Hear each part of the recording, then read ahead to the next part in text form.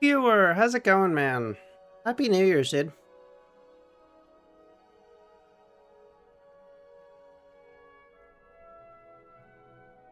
First stream of the year. Yeah, starting the year off right. Let's go. Loop, how's it going? Luvian, how's it going, guys? Happy New Year's. Happened for everyone now. Happy New Year's, Sal. Happy New Year's, Knight. Happy New Year's, Gil.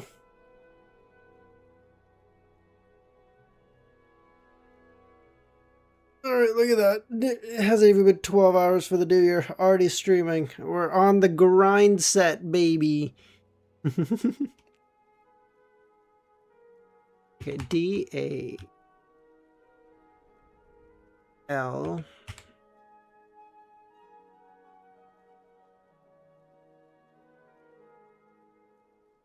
Where is Kami? He was begging for sure. Ah, he'll be here.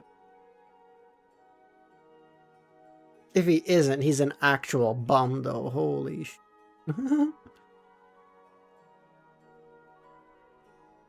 Gale? Today, in this episode of Watch Mario Alone... Okay, Jesus Christ. Okay, Zaza, I don't like New Year's, okay, if I'm honest. I normally end up just sitting there and going, damn, like, there was so much more shit I was supposed to do this year, you lazy bum, you didn't do it. So, I don't like New Year's if I'm honest. I just don't enjoy it.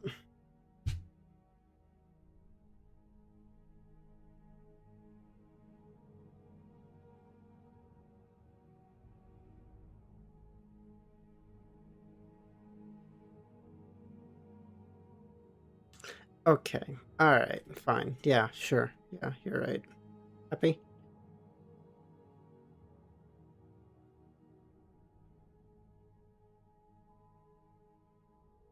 Oh shit, okay, okay.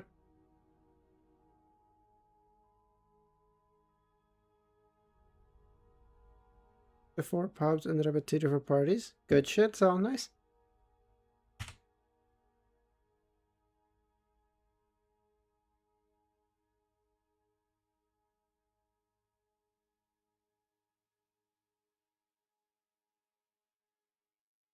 Fable, ah. Nice. Good shit, Zaza.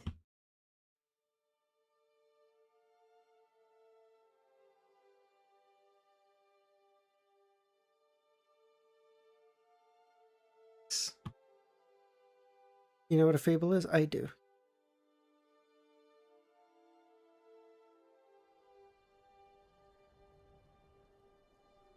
Curse, spell, charm, hex. Fable is a table with a F. Was Boston kept drinking, went to golf, and passed out afterwards? What place for golf was open that late? What?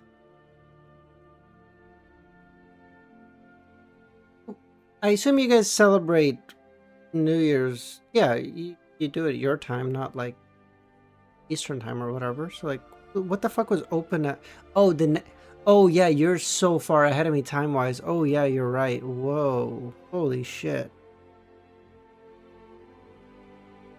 There is night golf, but it's really rare, honestly. All right, bye, Luvian. See you in a bit, bud. Lost in Infinity. I assume that's Dr. Z. Good morning. Or good afternoon, I guess. Chris, Happy New Year's, bud.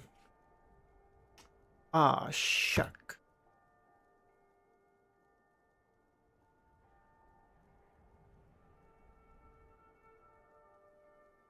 Shell?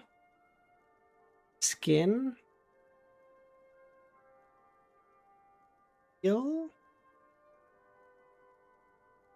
Yeah, I would say Dr. Z has a real account, because she has a Dr. Z account. Yeah, but we don't have glowing golf balls tonight, even though we can do it. Wait, what? That sucks. That's like half of the fun of the night golf, just seeing that shit fly off in infinity. In my case, fly off into the fucking woods, way off onto the right, but, you know, same principle, really. Shell peel skin buff?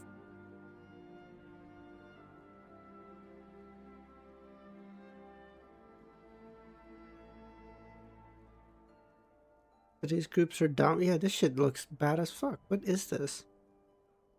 Nix, have I seen you here before, man? How's it going? Normally,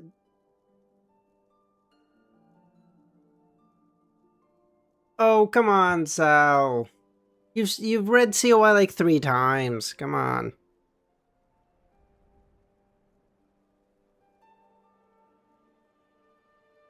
Head, fingers.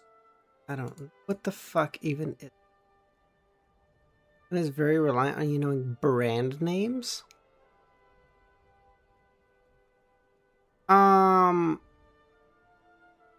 Where are we in COI?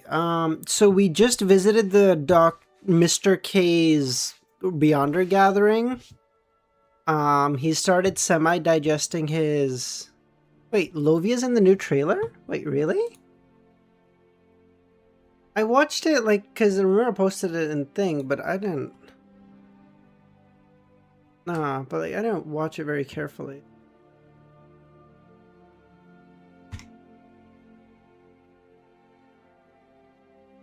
Oh, dude, Lumion Central is so goated. No concern at all about getting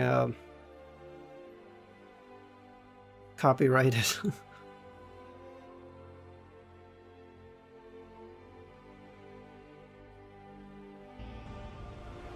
Derek the goat.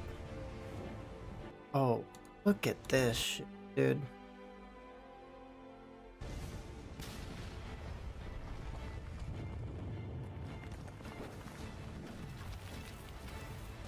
Wait, hold on. That's yeah, that's Azek.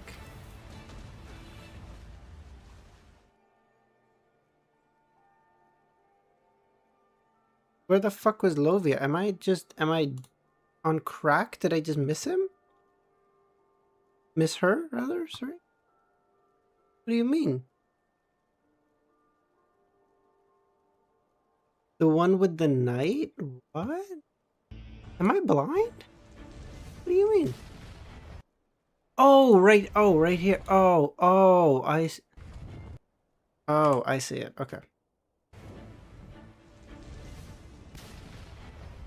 Okay, you can like barely see her. I don't know what you guys are simping out about. She's literally in there for like 2 frames. Like, this is the most we see of her. What are we talking about?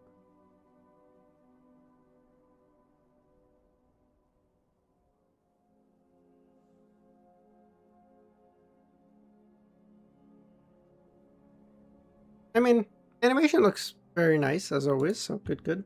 Loyal Lovia, true, that's what we call her. That's what we call her.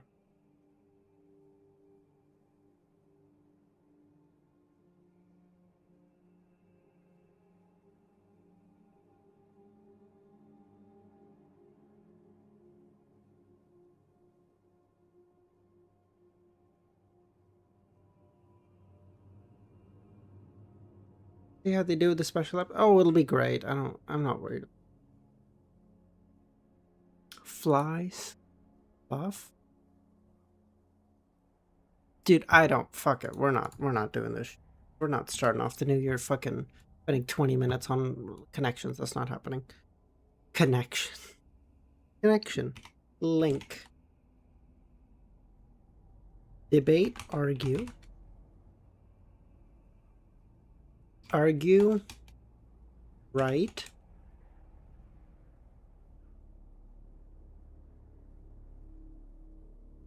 Oh, Butterfingers, Butterscotch, Butter Brain? Am I making that up? Argue connection. Argue.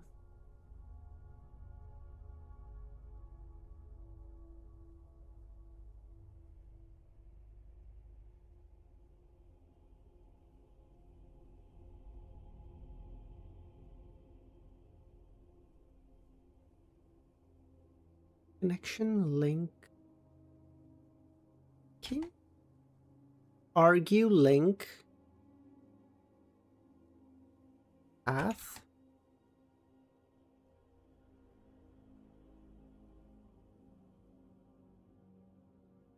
Argue right and wrong. Argue and right and wrong are not connected. That's like insane.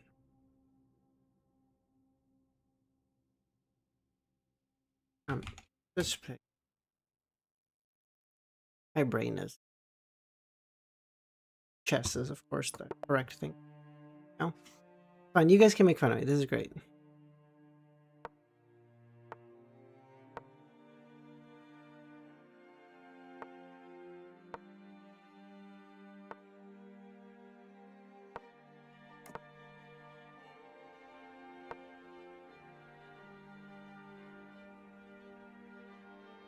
My Lord of the Rings binge for a couple of days. I know literally nothing about Lord of the Rings. I know like legitimately nothing.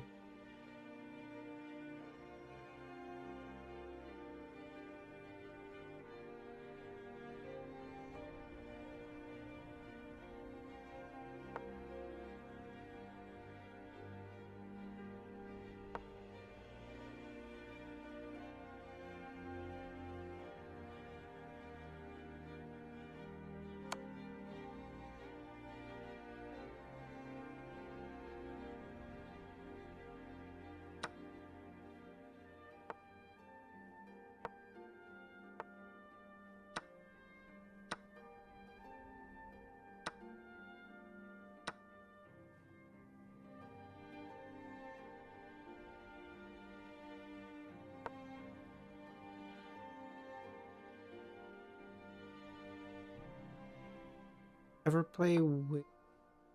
Oh.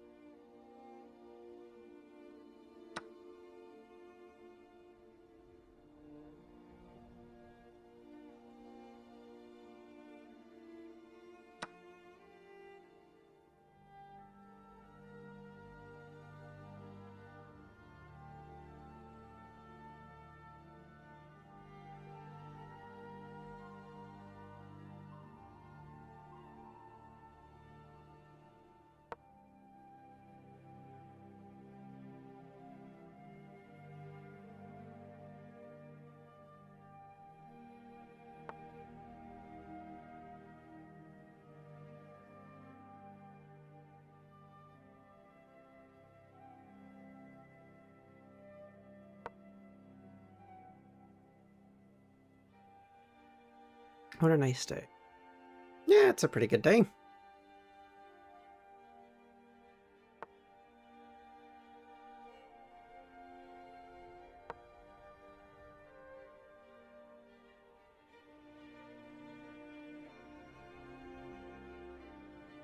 Oh, this is so funny. This entire diagonal is cut off for him. Can't go here, here, can't go here, here, can't go here, can't go here. That's hilarious. Good tactic, good tactic, good tactic. Oh,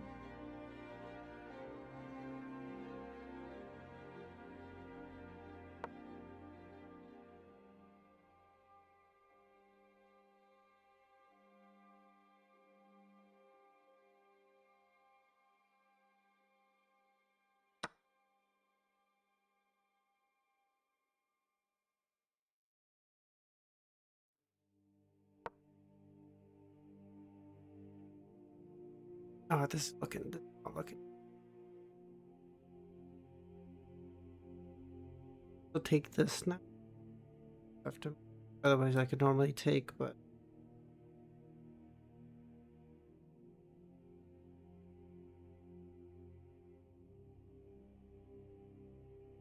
this is so cooked. I can't even go here because then it's the same fucking pin.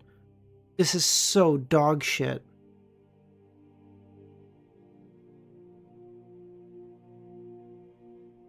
here then.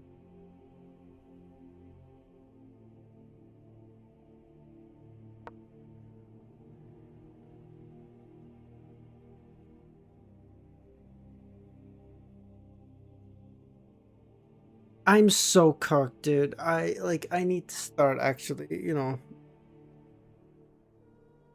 playing off stream as well, because I'm just so cooked. I play like one game a day and it's like, oh, I wonder why I'm not playing good, you know?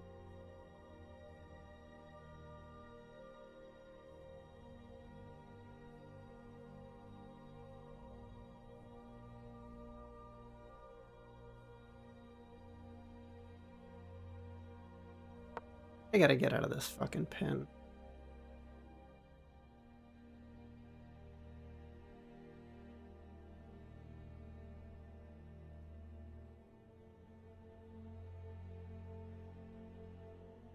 Please take with this. I'm begging you. I don't know why he would. I have.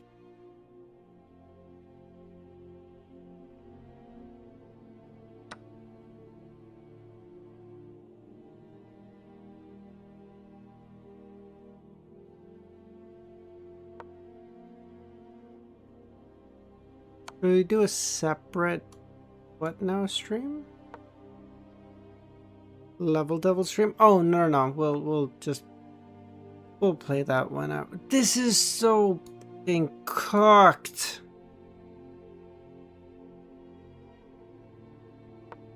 Fuck you.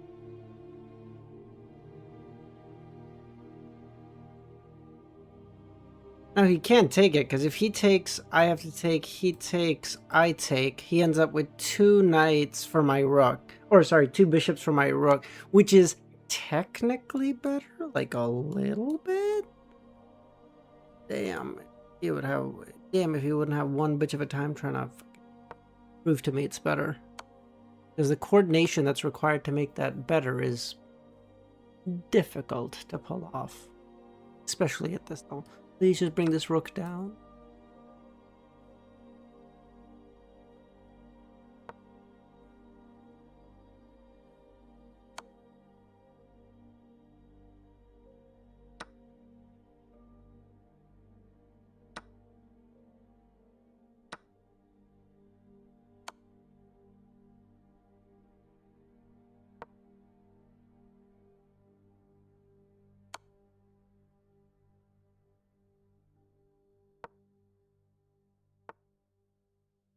Oh!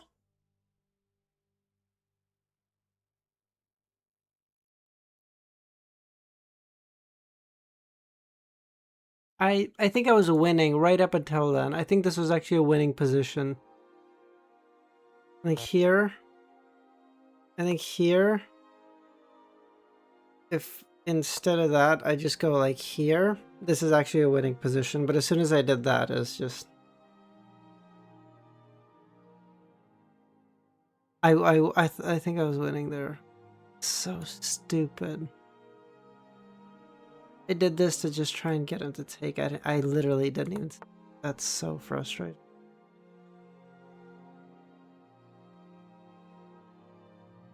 I just have to take it. I don't have anything else.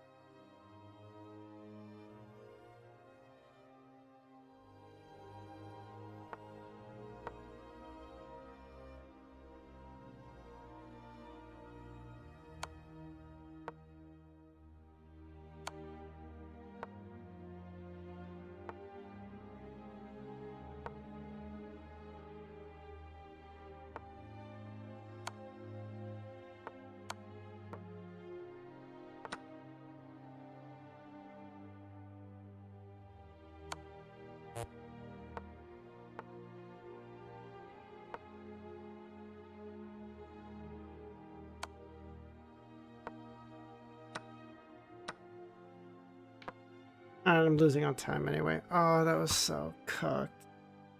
I somehow managed to pull it back and then immediately just fuck it up. That's so fucking frustrating. I was losing and then I got like, then I was like, okay, I have a chance here. And then immediately, as soon as I had something, I just fucking throw it away. So cringe, dude. So fucking cringe.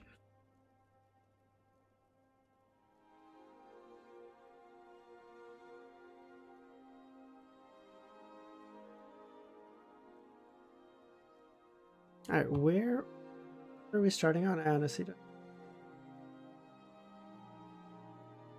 I don't know what chapter we're starting. 41?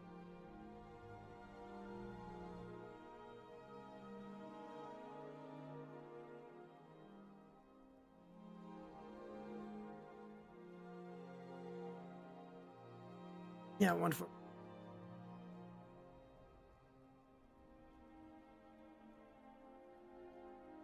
Play a bit longer game, I will help. Alright, maybe night. Maybe we can cheat. Fuck it.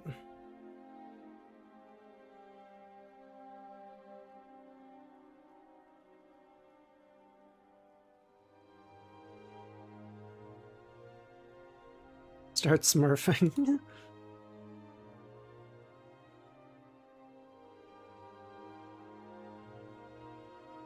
Kami, how's it going, man? Music change this chapter? Sounds good. Who wins in today's matchup? Texas Tech versus Oregon? Hold on. Let me just look at the player names.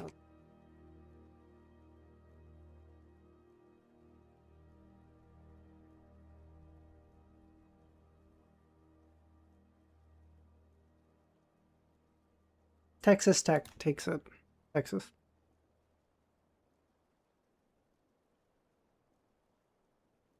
I'm not removing shit, brother. Okay. In the dimly lit corridor, bathed in the eerie glow of the crimson moon, Charlie's voice echoed, sending shivers down one's spine.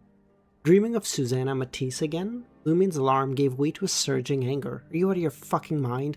If I had that dream again, I'd go to the nearest EBS cathedral and find a clergyman. I'm not your father to have you report your wet dream to me. Casting a glance at Lumien, whose face was a mask of casting a glance at Charlie, whose face was a mask of terror, Lumien reined in his emotions and spoke. Relax, it was bound to happen. For now, get some sleep and seek help from the nearest cathedral at dawn. Charlie appeared on the verge of tears. But in my dream, she said if I dared to seek help from the cathedral, she'd kill me. You communicated in the dream? Charlie nodded. Yeah, she'd never spoken to me in my dreams before. She only sated me, but this time she warned me. Could it be that Susanna Matisse hasn't fully transformed into a monstrous creature and still has some kind of intelligence? Lumien thought.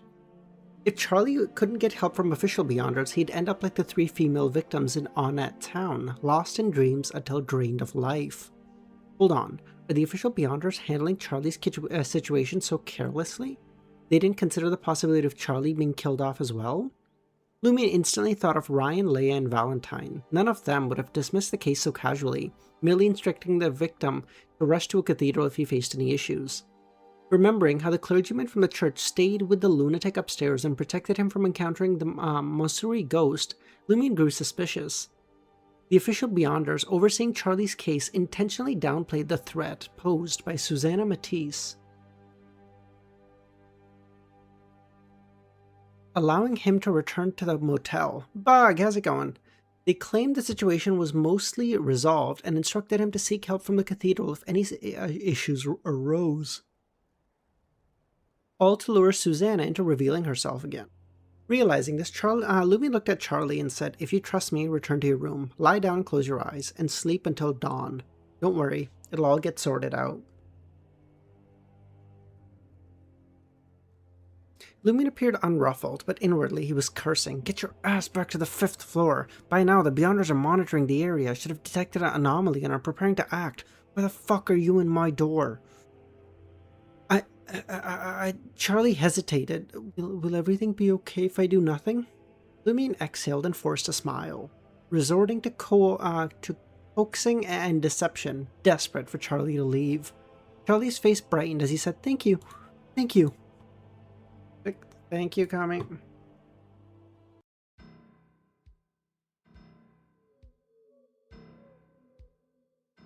The moment he spoke, a Lumion caught a scent of vegetation tainted with an unsettling aroma. In an instant, greenish-brown vines and branches unfurled from the walls, ceiling, and floor, sealing the windows and doors of the other rooms. At the stairs, a woman's voice, both beguiling and unnerving, rang out, "Charlie, are you going to betray me?" Charlie's eyes widened as he turned around. He saw the woman from his dreams, her turquoise hair cascading from her head to the floor, reaching out to the surrounding walls and the ceiling above, melding with the vines and branches. Without her hair shrouding her body, Susanna stood entirely exposed, her beautiful curves on display. Scattered amongst her flesh were flower buds and tree warts, some red, some white, some green, and some brown. As she spoke, the vivid flower buds and bluish tree warts opened and closed, oozing a foul-smelling, viscous liquid. The repulsive scene left Charlie feeling as if he'd plunged into a nightmare. He stood there, trembling, his mind a haze. Susanna looked at Charlie, her eyes brimming with affection. "Have you forgotten our blissful moments in the dream? Charlie, I'm your wife." Charlie nearly crumbled. "No, no!" "You idiot! Say something to placate Susanna," Lumion cursed under his breath. Then Susanna's expression frosted over. "Then stay with me forever." At her words, the terror in Charlie's eyes vanished, replaced with infatuation, as he eagerly moved to the being. A moist flower bud on Susanna's lower body opened up unnaturally wide, unlike the other flower buds and the tree warts that closed. It seemed to await Charlie. Simultaneously, Susanna glared at Lumion, her voice seething with hatred. "It's all your fault. You incited Charlie to betray me. Why don't you take a look in the mirror and see how horrifying you've become? If I were Charlie, I would have kicked you out from my dreams from the start." Lumion's instincts told him pleading for mercy was futile. Instead, he chose to retaliate and provoke her, hoping to uncover a weakness. Merely standing by the bizarre creature, Lumion felt a mix of exhilaration and dread. He longed for her, yet resisted, as if caught in a whirlpool of desire, consumed by an overpowering sense of helplessness. This proved she was far stronger than him. Lumion cursed inwardly as his thoughts raced, searching for a way to buy time. He was sure the official Beyonders would arrive soon. What in the world is this monster? Why does she believe she's Charlie's wife? In that instant, Susanna screeched, and an idea struck Lumion. As her scream filled the air, vines and branches surged towards Lumion, amplifying the fear lurking in his heart to the point of near collapse. His legs weakened and his body began to tremble. Summoning his ruthlessness, Lumion managed to extend his right hand, grabbing Charlie, who was about to rush towards the creature. With fallen mercury in his left hand, he pressed the sinister dirk to Charlie's throat. Susanna looked bewildered, her anger palpable. "What are you doing?" Lumion smirked. "I forgot to mention, my Beyonder weapon is called a Cursed Blade. A single cut drawing blood will curse his entire family to death, including his wife. And you're his wife." Recalling the lunatic upstairs, Lumion suspected that the Monsuri ghost would target not only one's immediate family, but also their spouse. Although he didn't understand how a spouse was determined in mysticism, since Susanna claimed to be Charlie's wife, he treated her as such. Of course, Lumion knew allowing fallen Mercury to curse Charlie with the fate of the Monsuri ghost wouldn't immediately impact Susanna, and it wouldn't affect the present situation at all. He had gambled that Susanna didn't know this. It was a bluff. Susanna's expression froze and the vines and branches halted, her eyes radiating menace. Lumion's vision shifted. He saw Guillaume Benet, the hawk-nosed padre, clad in white robe adorned with golden threads. Suppressed hatred erupted like a volcano. Lumion released Charlie and advanced to the Guillaume Benet he had locked onto. but before him stood only Susanna Matisse. Of course, no shit. In that instant, his face awash with infatuation, Lumion saw Lumion approaching his wife with a dirk. He lunged at the assailant. Don't hurt her! Lumion snapped to his senses, realizing Guillaume had morphed into Susanna, her flower buds and tree warts blossoming one by one. She controlled my emotions? In his shock, Lumion twisted violently, seizing Charlie again and pressing Fallen Mercury to his throat. Susanna didn't conceal her disappointment. After a moment of silence, she parted her lips. Suddenly, the creature halted, staring solemnly at the wall near Rue Anarchy and Auberge de Côte d'Or. In the next second, her turquoise hair retracted and the vines and branches disintegrated. Holy fuck, I keep yawning. The official Beyonders are here? Lumion watched Susanna's figure burrow through the walls and disappear. He released Charlie and shook him, urging him to wake up, and instructed, "Lie down on the second floor stairs and keep your eyes open until someone wakes you. Or keep your eyes closed until someone wakes you." With that, Lumion pushed Charlie and retreated to his room, closing the door and feigning sleep like the other tenants. Damn. Used and abused. Sag. As Susanna departed, the obsession faded from Charlie's eyes. When Lumion jolted him back to reality, he had no choice but to follow Lumion's directions. Almost simultaneously, a red hue filled Charlie and Lumion's vision, as though the sun had risen prematurely. Minutes later, a golden sword formed from stabbing into the ground, skewered a writhing turquoise vine. "Is it resolved?" a young man with the sun's sacred symbol pinned to his chest asked. He was a rugged man with blonde hair, golden eyebrows, and a golden beard, wearing a brown coat adorned with 2 rows of golden buttons. "We've resolved it for now, but unless we find the origins of this evil spirit, it's only a matter of time until she regenerates." God.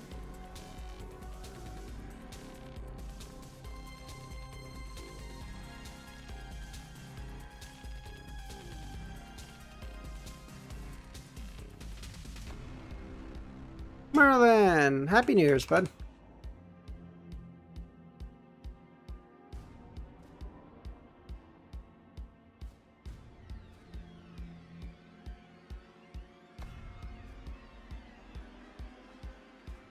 I assume I can change the music back? Kami? Evil spirits can reform again? The young man bearing the sun sacred symbol inquired. From his mysticism knowledge and experience gained through case files, he knew that unless an evil spirit possessed unique abilities, purification was total annihilation for them. Such soul-type entities were either offsprings of powerful Beyonder deaths or vengeful spirits that managed to break through various constraints. The mightiest could wield a degree of godhood, but resurrection and rebirth was not among their traits.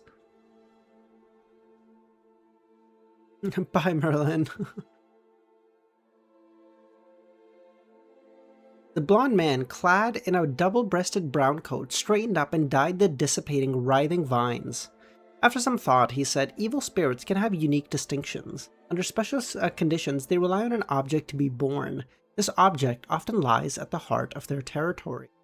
As long as this object remains intact, the evil spirit, even if they're not entirely purified, will gradually reform within the corresponding area." I feel like this is a retcon from Lord of the Mysteries. Am I wrong?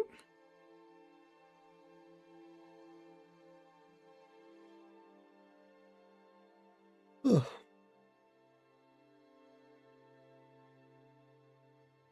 In essence, evil spirits have a fixed range of activity and couldn't wander far from their birthplace. That was their territory. The young man, donned in the sun sacred emblem and a white robe, adorned with golden threads, roughly grasped the reasoning. He furrowed his brow and said, "We've been searching for days, yet we haven't found the birthplace of the evil spirit, Susanna Matisse." Logically, Susanna couldn't stray far from her territory. If official Beyonders could carefully search Rue Anarchy and its vicinity, they would surely locate the evil spirit's birthplace.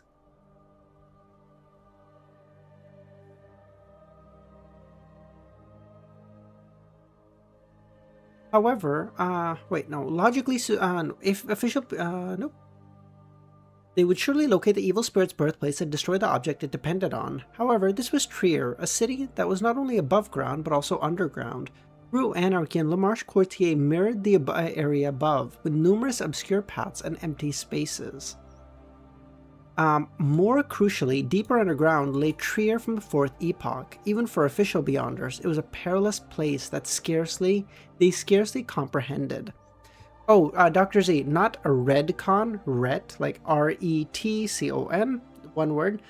Basically, it means like, if in, let's say, like later seasons of a TV show, they change something, like, let's say originally like a character in like season 3 died, but then in season 7 they come back and you're like, what the fuck? And they're like, no, I didn't die. I just like, I went into a coma and then I just woke up recently. And you're like, no, you go back and watch the season 3 episode and you're like, no, you died. So it's like a retcon is like a retroactive continuity.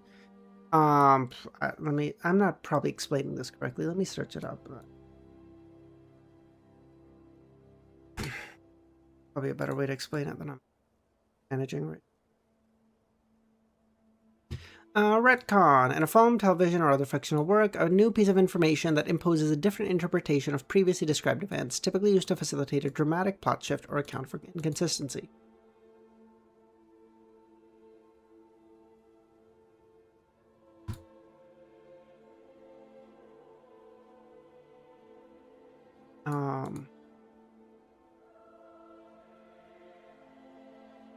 No problem. More. As a deacon of Lamarche the Courtier Gentleman's Inquisition, Angoulême de Francois had never understood why Trier had been rebuilt atop the original site, right above the sunken Trier of the Fourth Epoch. Although geographically ideal, this decision had spawned countless troubles over the ensuing 1,000 years. The Purifiers weren't incapable of resolving the Beyonder incidents, they just couldn't get to the root of the problem, hidden within the underground ruins of the Fourth Epoch's Trier.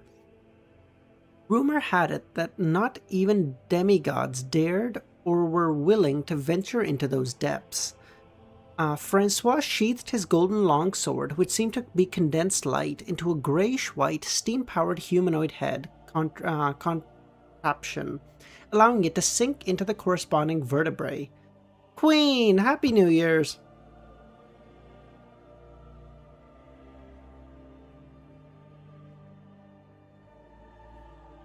Dark liquid seemed to fill the device. A man in a white suit, yellow vest, and light-colored shirt. Can I just say, white suit, yellow vest would generally be the most disgusting-looking color combination I can think of in my head. Like, in real life, that looks disgusting. Like, in anime or whatever, it would look fine, because a yellow vest wouldn't be yellow, it would be, like, fucking golden or whatever. But white on yellow is, like, so fucking disgusting. Holy shit.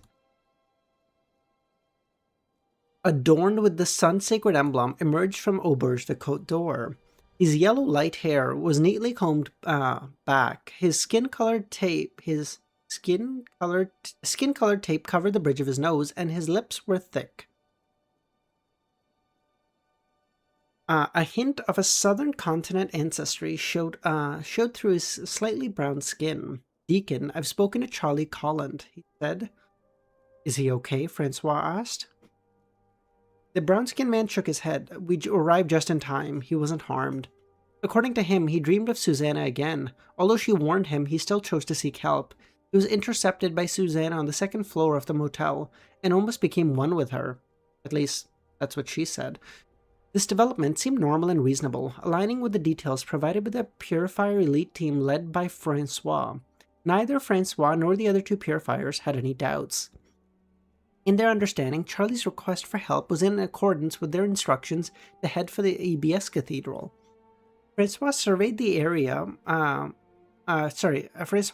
unusually quiet Rue Anarchy and nodded. For now, let's put Charlie aside. If we don't find Susanna's birthplace within the next 2 weeks, consider arranging a civilian job for him and telling him the truth. Oh my god, that'd be so... Dude, this could work out so well for Charlie. He could go be like an accountant or like some regular basic bullshit for like what is the EBS church? It's not is it mandated punisher? No. I don't know, whatever they're called. Like he makes a good salary. He's chilling. He doesn't have to live in this shithole. Oh my god, that'd be huge. Verified accountant, you're overestimating? I mean, he made something. I don't know, he made a gopher. I don't fucking know. I've gotten 3 different answers. I got Purifier, Inquisition, and Bureau 8. Bureau 8, I know it's not true, Kami. Bureau 8 is like their equivalent of like MI9. So you're wrong there. But I don't know if it's the Inquisition. Clerk, yeah, fine. You can be a clerk. It's the Nighthawks. Thanks, Puck. Dick.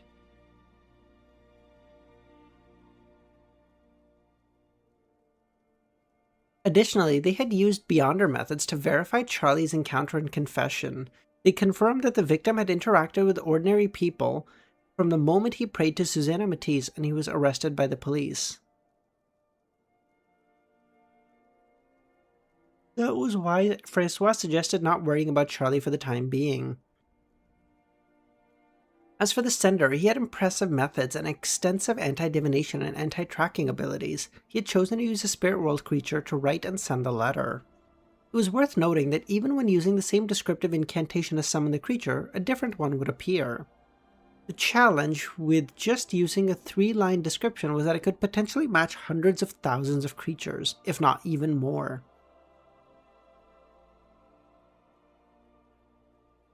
Yeah, Kami, from my understanding, which is very limited, mind you, Bureau 8 would not be like one of the churches. It would be the actual, like, governmental department. Like, MI9 is basically... MI9 isn't part of any church, right? MI9 is the Lone Kingdoms itself. So Bureau 8 would be, like, similar.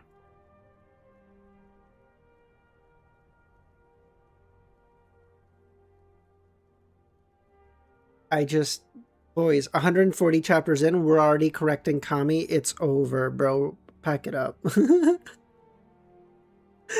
Let's go. Without a corresponding medium and a description that highlighted the subject's unique traits, it was nearly impossible to zero in on the target using the incantation above. Most spirit world creatures simply weren't distinct enough. Okay, I like to think, Hope, the reading comprehension devil really doesn't have shit on me, okay? The autism devil has a really strong hold on me, but the reading comprehension devil just don't do shit to me. I'm kind of goated, like, in that particular department. Francois previously sought the help of a colleague adept in such matters. Employing the letter as a medium, he tried summoning the associated spirit world creature. Alas, whether it was this letter's transcriber, author, or sender, they came up empty-handed. The issue could have been a flaw in the descriptive statement, or perhaps the corresponding creature sensed their ill intentions and refused the summoning. Even with a flawless summoning ritual, it could still fail if the spirit world creature fitting the description declined to respond. Only those sequences skilled in summoning could significantly boost the odds or even force the issue. Naturally, Beyonders rarely face such obstacles. Their 3-line descriptions cast a wide net, ensnaring a numerous creatures with a handful always eager to enter the real world and absorb some spirituality. Oh, okay, you see, that's like a good reason, because I always wondered, I was like, what do spirit world creatures just come? Like, if they don't charge anything, then they just show up. Like, that guy just wrote, like, 2 letters for, Lumion at no charge, but that makes sense. Like, just him being in this world, they absorb some spirituality, so they get something out of it, and they're like, yeah, I don't mind. Especially that useless fucking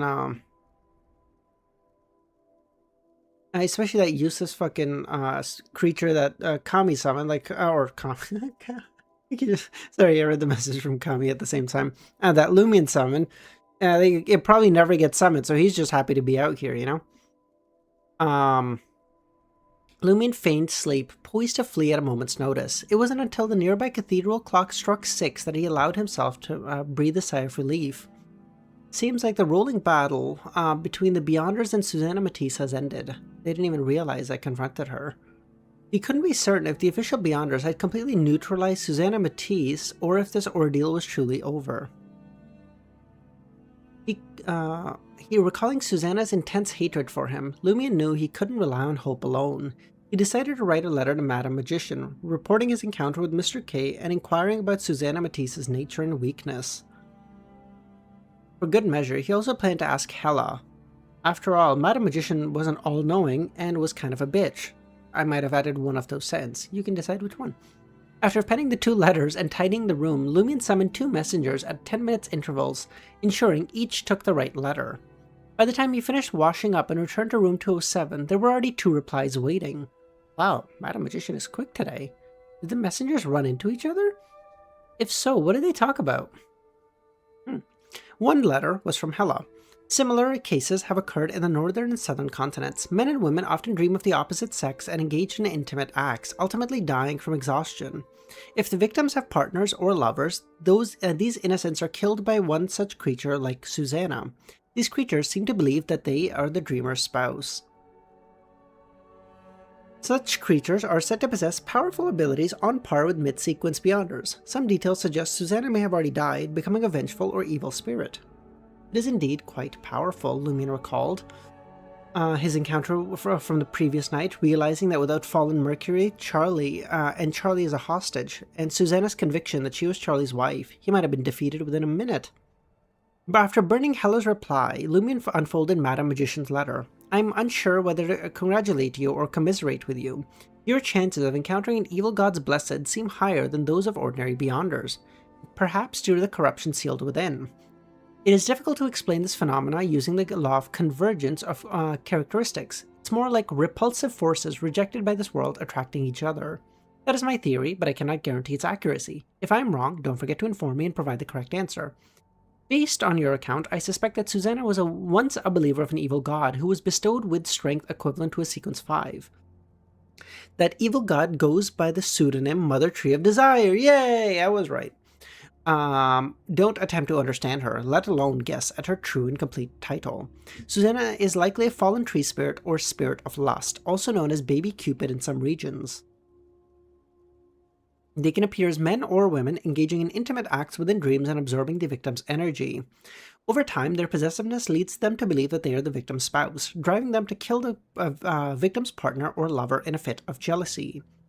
However, Susanna also exhibited traits of a soul-type entity. It is highly plausible that she met her demise in an accident or failed to endure the boon, morphing into an evil spirit, and she grew increasingly paranoid, clinging to her instincts. Write this down. Okay.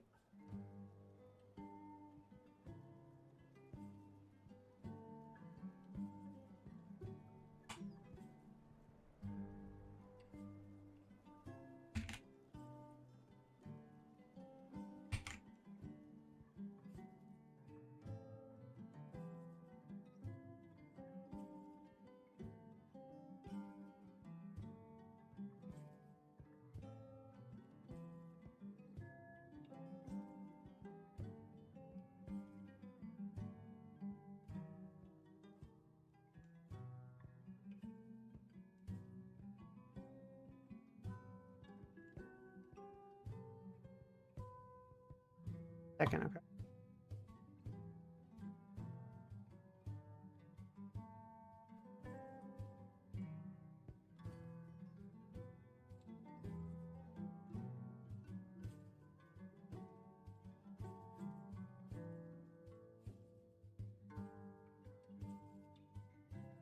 $143. Lie. Who lied? I didn't lie. You bet. Wait, lie as in the thing that Audrey has? The earrings or necklace or whatever? I don't know, a piece of jewelry, I can't remember. Having briefly outlined the nature and territorial tendencies of the spirits, the woman known as the Magician continued. Though Susanna Matisse's power is on par with the Sequence 5, it is not impossible for you to handle. You can use the Dirk on Charlie and swap your fate of encountering the Monstery ghost with her. or with him. After the ghost kills Susanna, you can transfer the fate of it back into the knife. Alright, that was a joke. This plan has too many uncertainties. It is virtually impossible to pull off. Firstly, the monstery ghost may only kill the creature who comes across it. Secondly, even if the monstery ghost does kill Susanna, you won't know, and won't be able to change the fate in time, affecting Charlie. Oh, okay, that's what it was. I thought it was like a earring, but then I also remember at some point it was like a necklace, and I was like, I can't remember. Maybe I'm just fucking it up. Secondly, wait, no, hold on. Thirdly, Charlie shouldn't be an orphan. His parents and siblings may still be alive. No one knows if the ghost will leave Trier to kill. Fourth, the monstery ghost may not be able to kill Susanna. Fifth, Charlie himself admitted that he and Susanna are mystically bound. I'm saying that all of this mainly to discourage you from going down that path. Using Charlie as a hostage suggests that you are inclined to take such risks. Actually, this situation presents a crisis and an opportunity. Did you know in Mandarin, I think, the word for crisis and opportunity are one and the same? What do I mean by that? I don't fucking know, dude. People say that all the time, though. I don't even know if that's true, mind you. You can showcase your potential and make Mr. K see that you are valuable. I wish you the best of luck, and I hope you can quickly gain Mr. K's initial trust and join that organization. Lumi's initial reaction...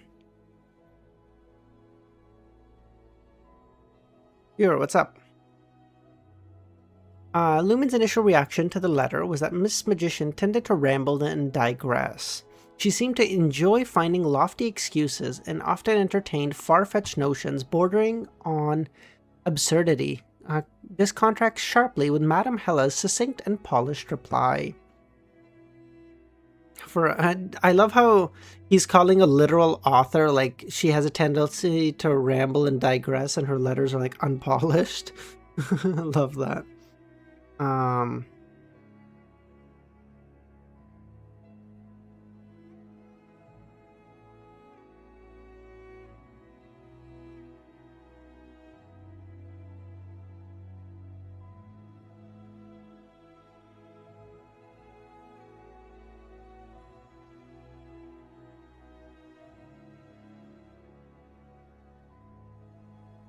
This writing style must be Madame Magician's trademark. Lumion pursed his lips and ignited the paper in his hand.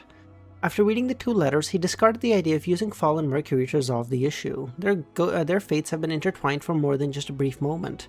It couldn't be as simple as erasing the fate of encountering the ghost. In comparison, seeking Mr. K's assistance is indeed an effective solution. This could bridge the gap between him and Mr. K, fulfilling Madame Magician's mission. Madame Magician's mission is crazy. After contemplating for a moment and determining how to approach his worth, Lumion changed into a grayish-blue worker's uniform and put on a dark blue cap. Upon reaching the ground floor, Lumion saw Charlie lingering near the entrance. "What are you up to?" he asked. Charlie forced a smile. The establishment's official name was Pawnbroker Shop. "The pawn shop?" Lumion asked. "Are you okay?" Charlie looked around and smiled. They said there's no problem this time. Susanna has been purified.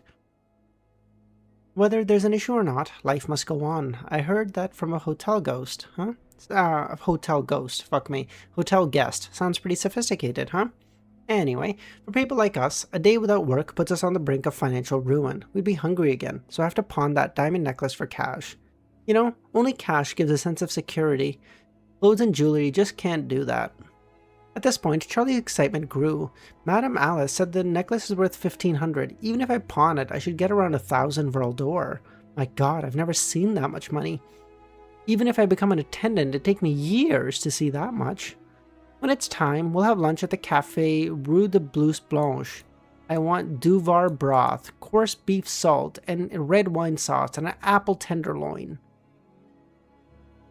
Did you learn nothing at Hotel de Blanc? Just the name of dishes? Lumion grumbled and thought, "You want me to protect you?"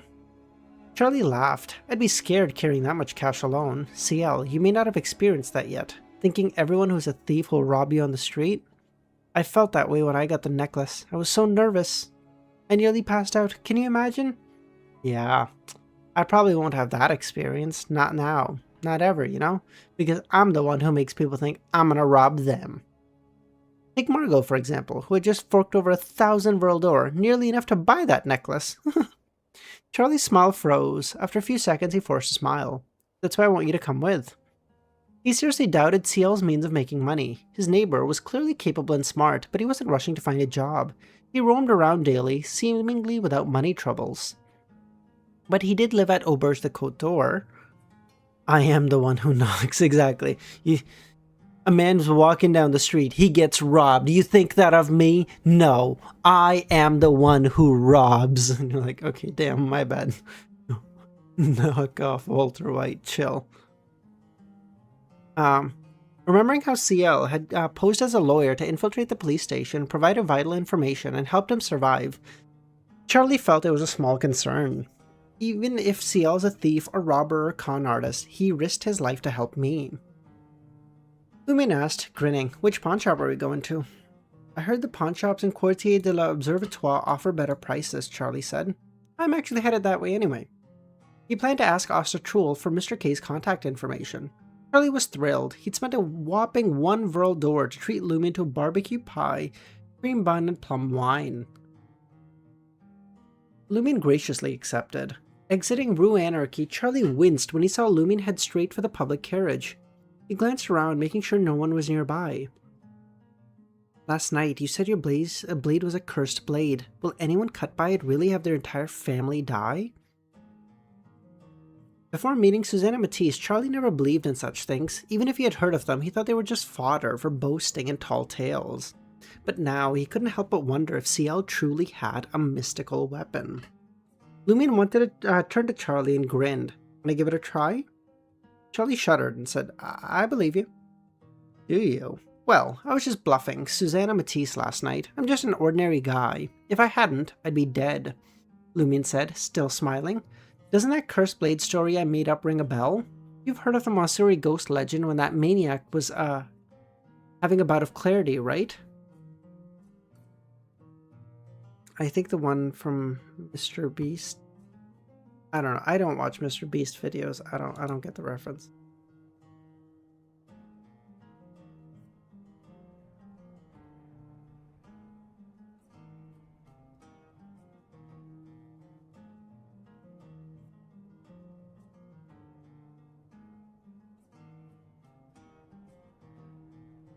Do you? Well, I was just bluffing Susanna last night. I'm just an ordinary guy. If I hadn't, I'd be dead, Lumin smiled. Doesn't the cursed blade story I made up ring a bell? You've heard of the Mossuri ghost legend when that maniac was having his bout of clarity, right? Charlie's eyes widened. That's it. It's a spin of the Mossuri ghost legend. CL is a master of deception. An ordinary person managed to fool a malevolent spirit. I only spin tall tales in bars and lie. I can't even begin to compare to someone like him. He's got guts and is so smart. A person like him is destined to make it big. Seeing that Charlie genuinely believed the lie he just spun, Lumin kept his best to keep a straight face. He asked earnestly, are your parents alive? Do you have siblings? Why? Why do you ask? Charlie was taken aback. Could it be that the cursed blade is real? You're not scared, are you? You're so easily pranked, Lumin couldn't help but laugh. Charlie slapped his forehead, exasperated. He couldn't distinguish which of CL's words were true and which were false. However, after being pranked, he felt even more certain that the cursed blade was fake and based on the Mossuri ghost legend. Based on such fabrications to fool others, just like the idiot instrument. The cursed blade is a good one. Now that it's mine, I'll use it at the bar to spook people tonight with that story. The two of them arrived at Quartier de l'Observatoire in a public carriage, and finally arrived at a pawn shop. Housed in a 7-story off-white building, it featured pillars, arches, relief structures, and large windows. Etched at the grand entrance were the words freedom, equality, fraternity. Freedom to pawn any item? Equality to discriminate against anyone who comes to pawn? Fraternity to seize opportunity to lowball? Lumin couldn't help but criticize. You only criticize. You're not like my goat, Klein. Inside the hall, there were countless counters with rows of benches in front of them. At the moment, dozens of people sat there, waiting for the clerk to appraise their items and call their number. Charlie easily found an empty counter and handed over the diamond necklace. He received a slip with the item's number and corresponding number for appraisal. Soon, Charlie's number was called. He walked over with anticipation, only to return looking as if his spirit had been crushed. "What's wrong?" Lumion asked. Charlie spoke in a daze. "Necklace. Fake. Worth 12 Vril d'Or." Aw, goddamn, it's over, brother. Alright, you're starving tonight. Aw, shouldn't have paid for that lunch, idiot.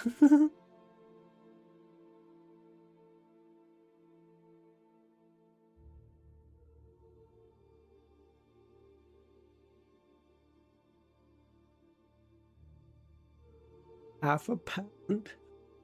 Half a pound is crazy. Damn, bro. And Lumion keeps walking around with brokies. He's gonna lose his money too. He needs to get friends who are getting their money up, you know, for real, for real.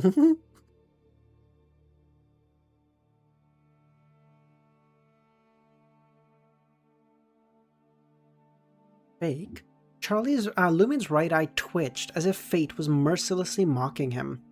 Charlie had forsaken his fragile principles and bedded Madame Alice for days, only to get embroiled in a life-threatening lawsuit and lose his job, all for a counterfeit necklace? For some reason, Lumion felt a sudden urge to defy fate, but this wasn't his problem. To hell with destiny. You mock me, so I'll mock you and provoke you. In that moment, Lumion began to grasp another aspect of the provoker's principles. Albeit crudely and imprecisely. He eyed Charlie and asked, "Do you think Madame Alice lied to you, or did the pawnshop see your desperate situation and know you couldn't determine the necklace's authenticity and use it as an excuse to give you the lowest price possible?" No. Expected Malice. Look, there's so many people here. Appraisers handle like 100 things a day. A lot of them must be valuable. They wouldn't lie to me, right? How could she do this? Charlie couldn't go on. Can't pawnshops deceive everyone equally and lowballing as much as possible? Lumion scoffed. Why not? Many wealthy people don't amass fortunes through kindness and hard work. If they can trick you with a fake, why give you a real deal? Maybe Madame Alice is one of those people. She might not even be that rich. She relied on staying at the Hotel Singed to dupe a lad like you. Lumion didn't distrust every rich person. Many had made their fortunes through talent, hard work, and opportunity, like his sister. Stung by Lumion's words, Charlie's face twisted. That's right. During that time, she didn't even treat me to one big meal. She only called me to the room at 7 or 8 for service. Now you know the inner aspect of provoker? Kind of. Like, I don't get it. Like, is it like to provoke fate itself? Like, I don't quite understand it, if I'm honest.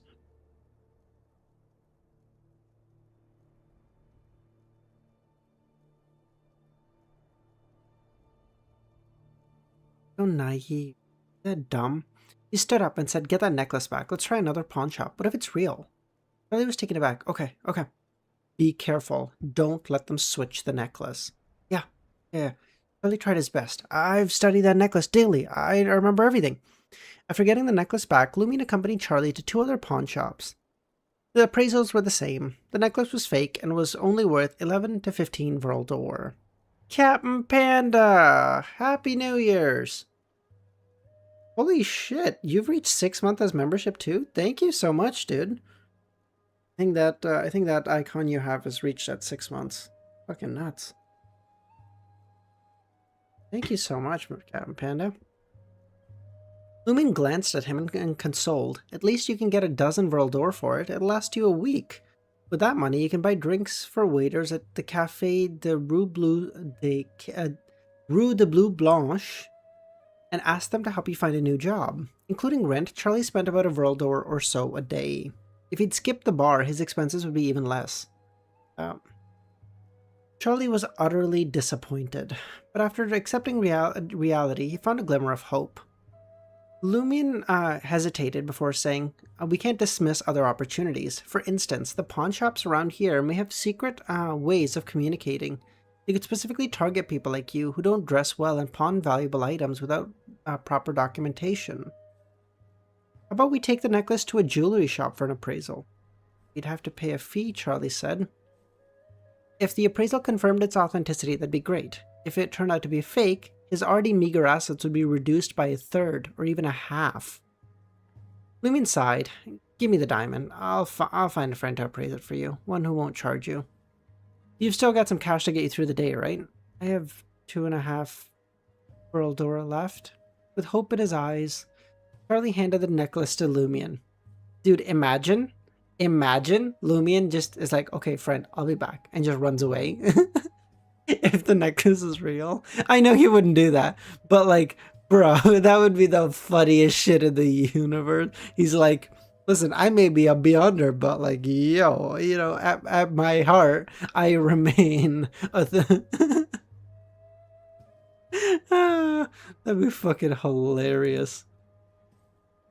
As Lumian pocketed the necklace, he grinned and said, aren't you worried that the appraisal might prove it genuine and I'll return a fake one to you and claim there's no issue with the assessment?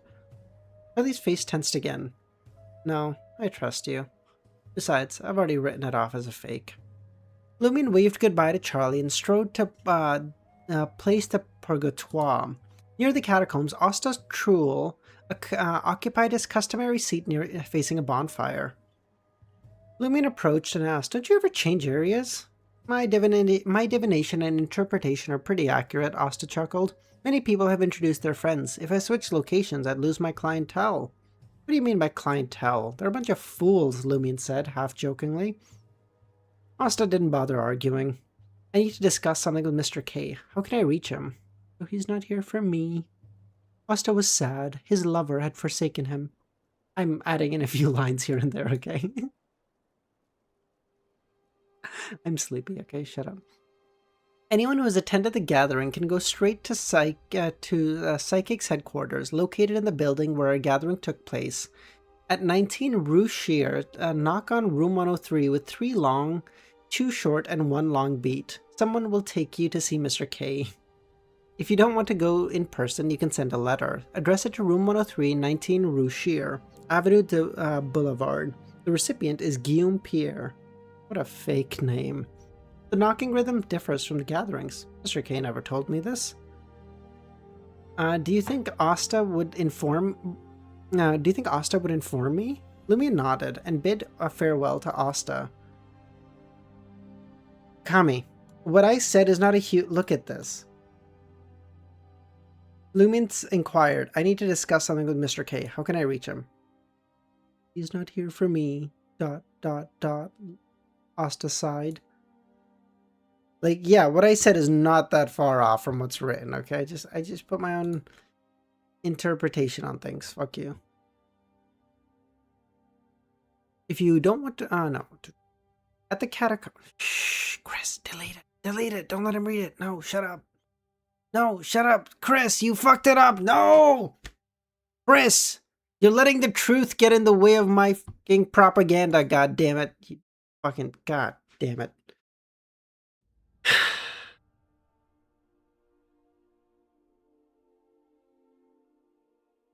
Okay, at the catacombs entrance, he spotted a group of visitors carrying a lit white candle, following the administrator through the naturally formed arches and into the Death Empire. You're doing... What is BL?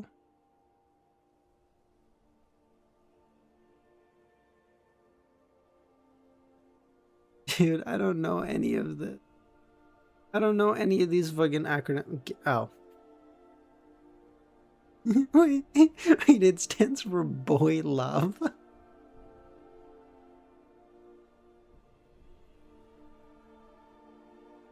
At that point, it's just one less letter than just saying gay, no? How is that? Why even put a fucking... Why even... I don't get it. Withdrawing his gaze, Lumian took a public carriage to 19 Rue Shear. He lowered his cap and knocked on room 103. The dark red wooden door creaked open, revealing a handsome young man. The lad scrutinized Lumion for a few seconds and said, "Who are you looking for?" "I'm CL. I need to speak to Mr. K," Lumion replied. "Follow me," the young man said. The lad led him to a vintage-styled room and unveiled a secret door within the dressing area. A staircase led underground, its walls on either side adorned with gas lamps encased in black grids. Lumion entered the basement and traversed a short corridor before reaching a rather barren chamber. Mostly read by women? I don't want to know. I don't want to know. This is plenty. This is too much information even.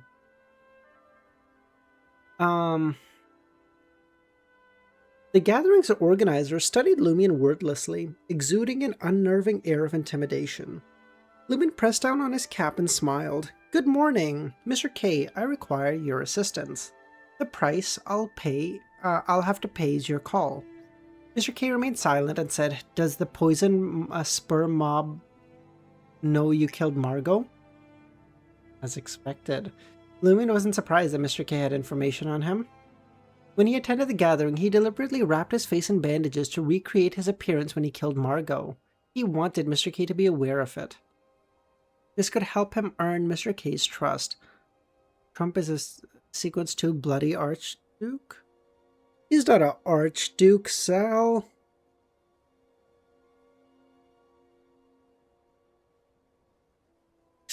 Okay, stop talking about smut in my chat, please. What are we talking about here? What is the... This fits the abyss. What is the ritual for Bloody Archduke? Lumion shook his head. It's another problem.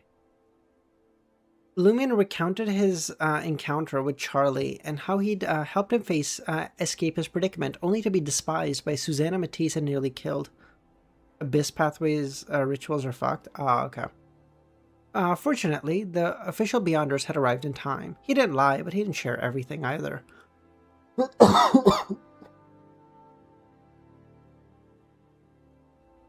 Alright, thanks, Sal. By the way, Sal, okay, so you hate COI, okay? I'm curious. Only the ones suitable for lower ages? What is smut that's suitable for children? I don't want to know. Don't answer that. I don't want to know. I don't. I'm good. Let me... So, okay, you don't... So, Sal, you don't like COI. So, like, are you reading anything right now?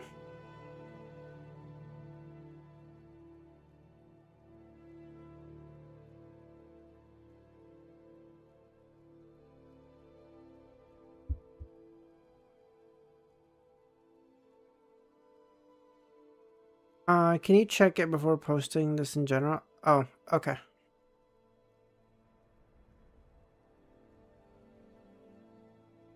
No, Sal, I'm asking, like, are you reading anything right now? Are you reading, like, any web novels or something?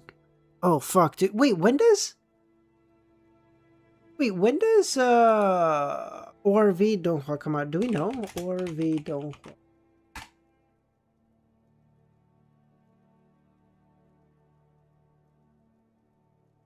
I mean, given that we haven't gotten anything yet, I don't think it's coming this...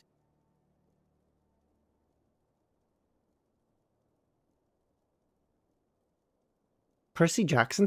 Oh my god! Like, are you rereading it, or have you never read Percy Jackson? I read Percy Jackson so long ago. Like, grade school. Fucking love that.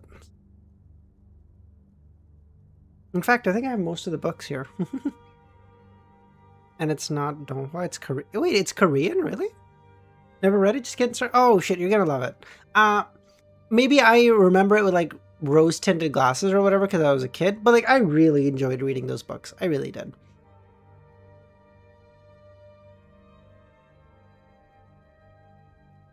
Watch the ORV movie? Is that the live-action one? Fuck you. Mr. K listened intently and said, "You want divine protection?" Divine protection? Aren't you overestimating yourself? Lumion thought silently and nodded. Yes. That creature is likely a soul-type being, akin to an evil spirit. Normally, this wouldn't affect you as long as you leave the market district.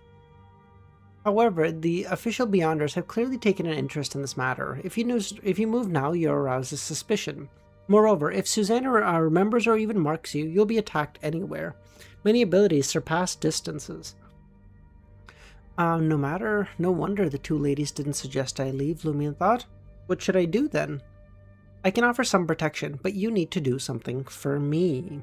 What is that? Lumion inquired. Join any gang in the market district and become a leader. Yo, what? Lumion's gonna be a mob boss? Let's go! So the organization behind Mr. K wants to control the market district. No problem, Lumion said. Mr. K nodded slowly and held his left index finger with his right hand. Then he yanked off the finger, exposing a bloody wound and ghostly white bones. Lumion winced at the sight.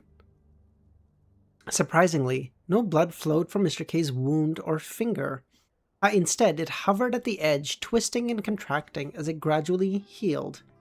Take this with you. It can help in critical moments. Mr. K tossed the finger over. The flesh on the finger writhed violently, as though a new digit was about to sprout.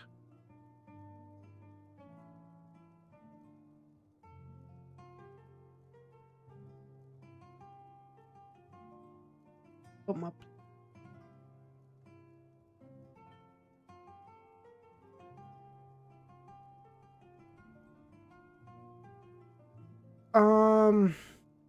Wait, let me check Lumion's, Luvion's notes. Fuck me, dude. Okay, you guys can see my thing. Their names are really similar, okay? I gotta see what's a good place to end today.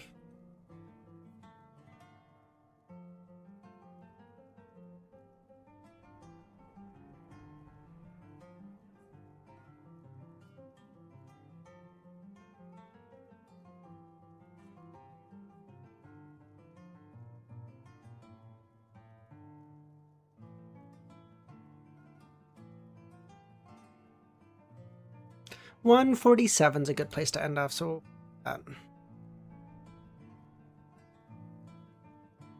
No, I'm not going to 51. I'm not reading 10 chapters today. Come on. I wanna take some time to go out. I need to go get some food, too. Well, I have pizza, but... I don't want to eat the... last night.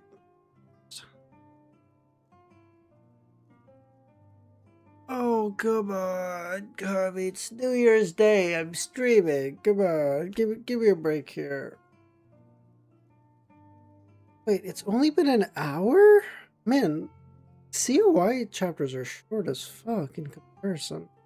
I thought it'd been like 2 hours because we read like 5 chapters. That is okay. No, that is kind of bad. I'm not gonna lie. Man, I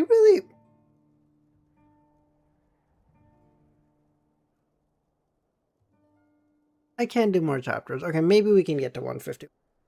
Maybe.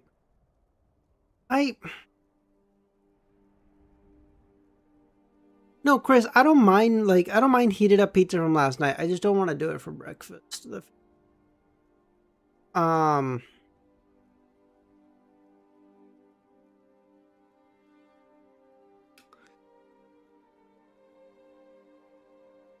Man, I don't know. I really feel like Romero isn't here, so I can say this, right? I really want to start Reverend Insanity. I'm like really excited for it.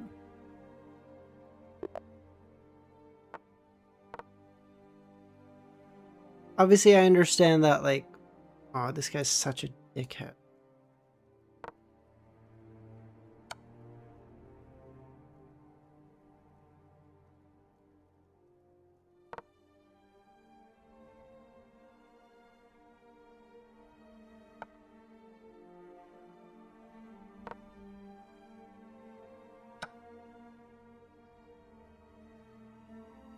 Congratulations, buddy. You're an alcoholic.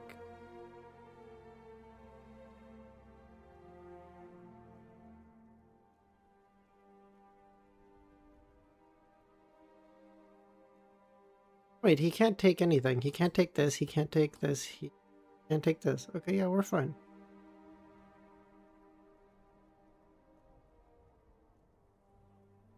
Actually, gonna move this here. Fuck you. What's up?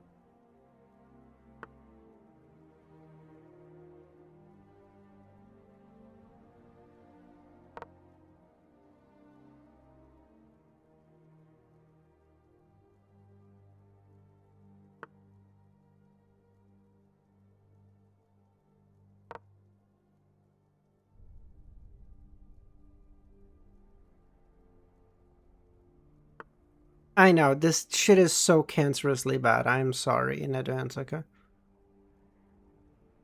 Now he's gonna push, and then the threat's gonna be this, and then exposed attack on this. So to get rid of that, I could go here, attack his thing, but then if I do this, he probably just goes here, and then it's... Also, why the random chest game? I don't know, I was just talking, so I kind of just...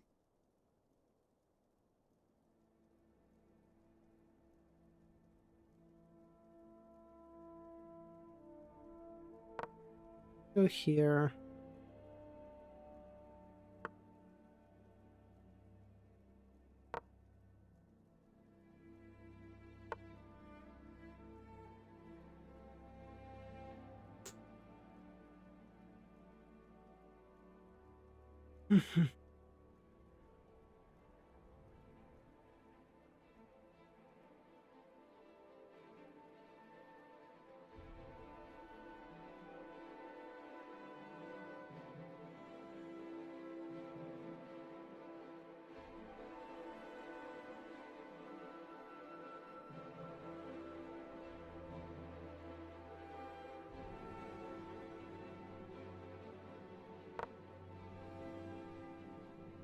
This is not a safe space, Gil. You guys are so mean to me. What the fuck? This is not a safe space at all.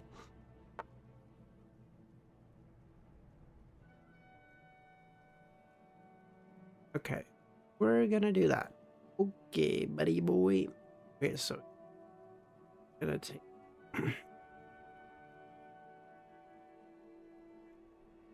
Psych! You thought, bitch.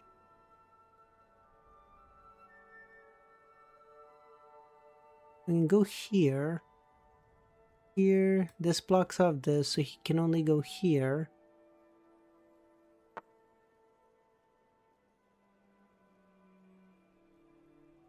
Okay, I'm gonna just come up here.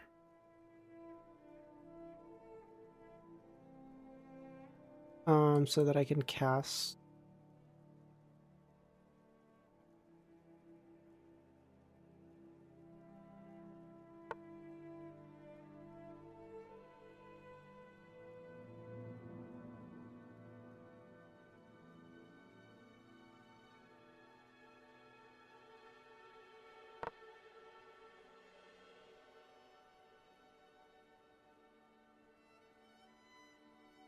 If he lets me, I'm taking this piece of shit bishop, because it's like irritating the piss out of me.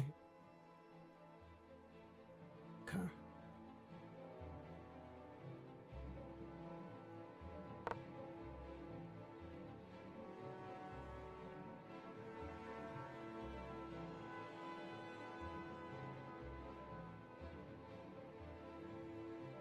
Can't move, can't move, can't move. Here.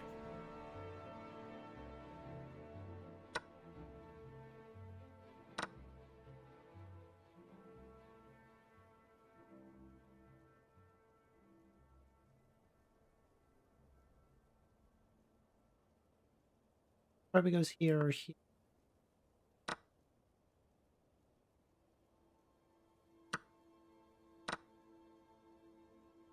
Here. You too. Happy to make that trade. Okay.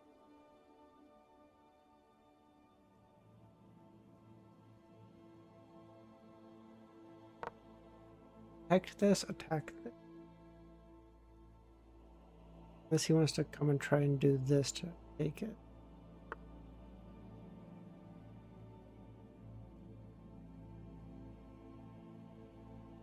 Oh, dude, if he didn't move his thing this for that, but then this is covered by this now, that's cooked. Oh, that would have been really good.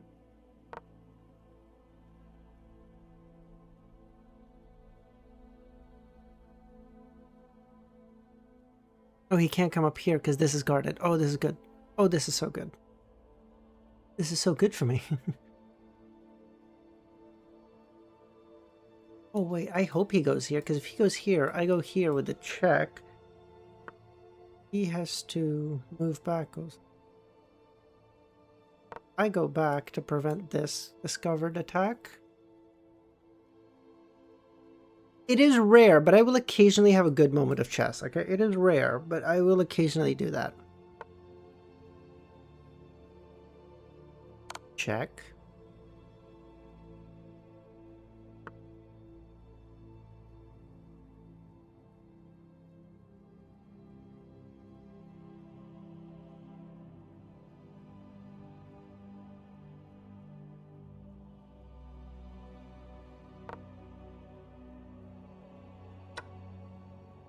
That was dumb. I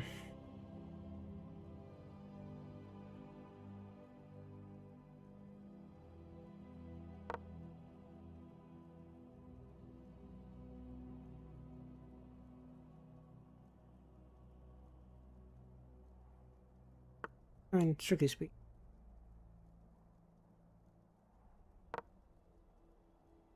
Here.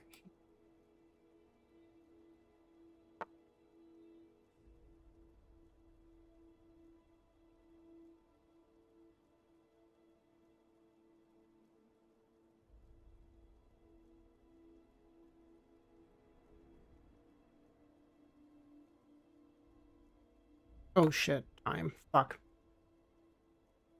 I didn't even...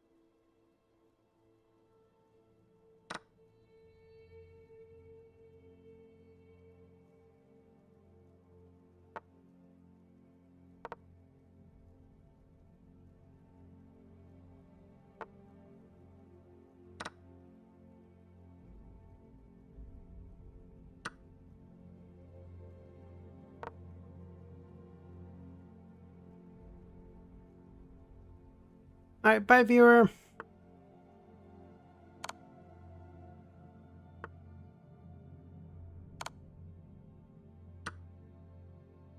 Wow, that...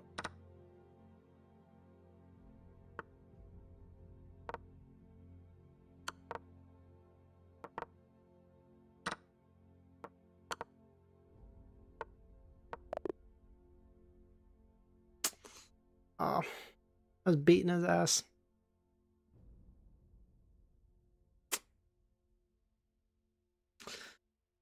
I'm gonna lose again. Yeah, I'm gonna lose again.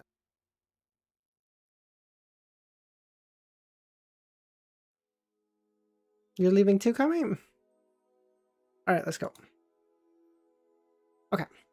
Lumion deftly extended his right hand, snatching the severed finger from the air, feeling as if its weight and warmth hadn't yet dissipated. Well, you said Bayunk, no? Yeah, Gil, this is definitely not a safe space, okay? You guys are so fucking mean. The real winner is the one who reads COI. He had anticipated Mr. K would offering some kind of protection, but he didn't expect the man to rip off his own finger and toss it to him. Was this some kind of sick joke? Setting aside the dubious utility of a severed digit, didn't Mr. K worry about the potential consequences of handing over a piece of his own flesh? Unk is unknown. Oh, I see. In the world of mysticism, one's blood and flesh can hold significant power. In the wrong hands, it could lead to disaster. No one wanted to become the target of a horrifying curse. Given Mr. K's formidable knowledge in mysticism, to the point of being able to act as a notary, Lumion suspected the man of having a way to nullify the dangers associated with parting with his own flesh. Moreover, the detached finger was clearly imbued with magic.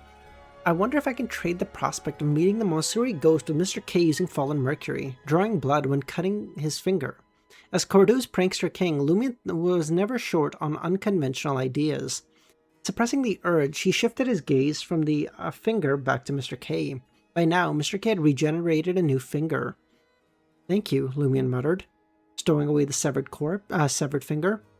Mr. K gave a curt nod and said, "You may leave. Do not forget our arrangement." "One more thing," Lumion said, producing a diamond necklace. "Could you help me determine if it's real or fake? I need to exchange it for some cash." He already owed Mr. K a favor, so he didn't mind owing a little more. And if he couldn't repay the debt, at worst he'd sell himself to the organization behind Mr. K. Mr. K directed the attendant who had led Lumion underground to pass the necklace to him and examine it. From the corner of his eye, Lumion could see a golden glow emitting from the shadows beneath Mr. K's hood. "It's a fake. The craftsmanship is quite impressive, though. It's worth about 50 Vril d'Or." "Okay," Lumion said. "Also, I need a set of identification papers." After receiving Mr. K's affirmation, Lumion left 19 Rue Shear and caught a public carriage back to La Marche de Courtier Gentlemen. His thoughts bounced between a gang without raising suspicion, pondering the purpose of a severed finger and devising of ways for pawnshops to pay more for counterfeit necklaces, at least 30 Vril d'Or. Amid these thoughts, an idea crystallized. Simultaneously, he planned to find a couple of safe houses in La Marche de Courtier de Gentlemen district and Quartier de Jardin Botanique before noon. The kind that did need ID. I still have 850 Vril d'Or and 25 copay on me. Setting aside the remaining 400 for the information broker, Anthony, I'll have 450 left. I can rent 2 or 3 safe houses, Lumion thought. He pursed his lips, feeling a sense of urgency to leave Mr. K's severed finger at Auberge de Côte d'Or before securing a room.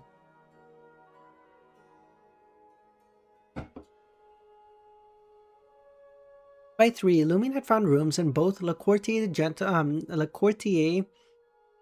de Courtier de Gentlemen on Rue de la Blue Blanche and the Quartier de Jardin Botanique on Rue de Pave, neither of which required documents. Naturally, there was a surcharge for such discretion. The former was hardly a room better than room 207, costing 6 Vril d'Or a week. The latter, more akin to Asta Truhl's apartment, cost 10 Vril d'Or a week. Lumion paid 4 weeks' rent up front and got no discounts. Returning to Auberge de Côte d'Or, he skinned through men's aesthetic for a while, using cosmetics to soften his sharp features, adding shadows and trimming his eyebrows. Soon, Lumion had completed his disguise, transforming into an ordinary-looking man in his mid-20s. After combing his hair, he donned a dark blue cap and took Mr. K's severed finger and made his way to Salle de Brie on Avenue de Marche. Unlike other guests, he didn't directly enter. Instead, he stopped between the khaki building and the white spherical statue. Addressing the 2 gangsters guarding the entrance, "I need to see Baron Brignace. Tell the Baron it's CL from our last meeting. He'll be pleased to see me." The two gangsters exchanged glances, not daring to delay the Baron's business, and one entered the ballroom. In under 5 minutes, the member re-emerged. "The Baron wants to meet you where you saw him last. The cafe on the 2nd floor?" Lumion smirked. With hands in his pockets, he sauntered upstairs. The gentleman and saw Baron Brignace. The gentleman sporting a black, thin tweed coat and a half-top hat nearby, and a gleaming right ring on his left hand. 4 thugs flanking him. I don't know why, in my mind, this is how I'm imagining this guy. I don't know if this is how he's built or anything, mind you, but this is the immediate, thought I have. I just imagine him as Penguin. Literally, just... hello. Yes, you idiots, don't you know how powerful that man could be?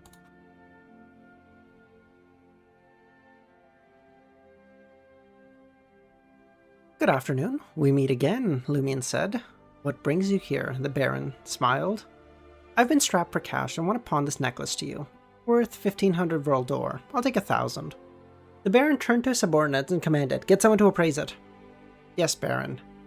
A Baron with conspicuous bruises on his forehead left the cafe.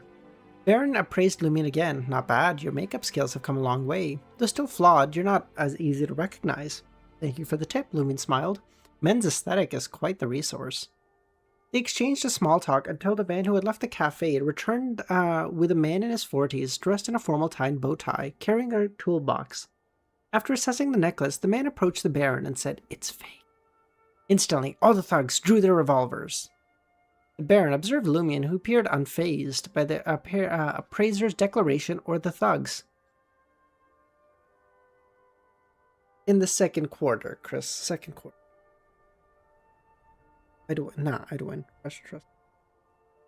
You should have had me bet money on the opposing team, then the Texans would definitely win. I cannot win a sports bet to save my life. I could bet like anything. I could bet like LeBron will get at least 1 point today. And the motherfucker will have his first game in 40 years where he just never scored a point. Like, it's the... I don't know what the logic on it is. The Baron put down his pipe and played with the diamond ring on his left hand and asked, "Were you aware the necklace was a fake?" Lumen smiled. Yes. Before he could finish, the thugs aimed their revolvers at him. The Baron inquired, "Did you anticipate I'd have someone verify it?" Indeed. Knowing all this, why would you still attempt to borrow 1,000 Vrildor for a fake necklace? What makes you think I'd grant the request? Because I killed Margot of the Poison Spur mob. Then bet on your downfall. I wish, dude. Plague, I wish with every fucking fiber of my being I could make that bet. But, like, unfortunately, there's no one to, take the other side of that bet. So... His pupils involuntarily froze, as if to scrutinize the man before him. The thugs, aiming their revolvers at Lumion, also were shocked. As enemies of the Poison Spur mob, they knew Margot's capabilities quite well. Lumion's emotionless gaze scanned the thugs' faces, causing them to avert their eyes, and unconsciously, their weapons. "Holster your revolvers! Have I not taught you how to treat guests?" the Baron said. "How did you manage to kill Margot?" "I stabbed him with something poisonous, but I don't know where he fled before succumbing," Lumion smiled. This aligned with the preliminary intel the Baron had received. Eyes narrowing, he asked, "Do you understand the implication of taking my 1,000 Vrildor?" "I do." Auberge the Cote d'Or, room 504. Upon seeing Lumion outside his door, Charlie asked, "So, is it real?" "It's a fake. Worth no more than 50 Vrildor," Lumion said. He saw that Charlie had already ripped off Susanna Matisse's portrait, leaving behind a sticky residue. Charlie smiled and said, "Well, at least it's worth 50 or something. A generous pawn shop might give me 20 for it." Lumion shot him a glance and smiled, "But I managed to sell it for 1,000. "What?" Charlie was dumbstruck. Lumion pulled out a thick wad of cash. "The necklace is yours, and worth 50 Vrildor. That's all I can offer you. The rest is my fee for services rendered. Is that fine?"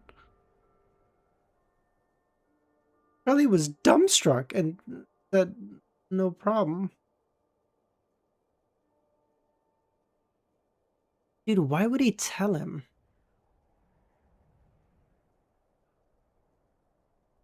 Why would he... What? I mean, it's a lie, but it's like a shitty lie. Why? Provoker? But again, a provoker doesn't provoke just to do so. It needs to be a means to an end. So him doing that doesn't digest his potion or anything. Him provoking the mob boss by saying like, "Oh, it's real. Like, yes, I knew it was fake. Haha, I got you." Like, okay, that's a provocation that has a means to an end because he actually wants to be part of the mob anyway. And so it's like a, hey, here's what I did. This is why I'll give you the money, whatever, right? Like, it makes sense. But like this thing is just fucking for the shits and giggles, basically. Only when Lumion laid out 50 Vrildor notes did he snap back to reality.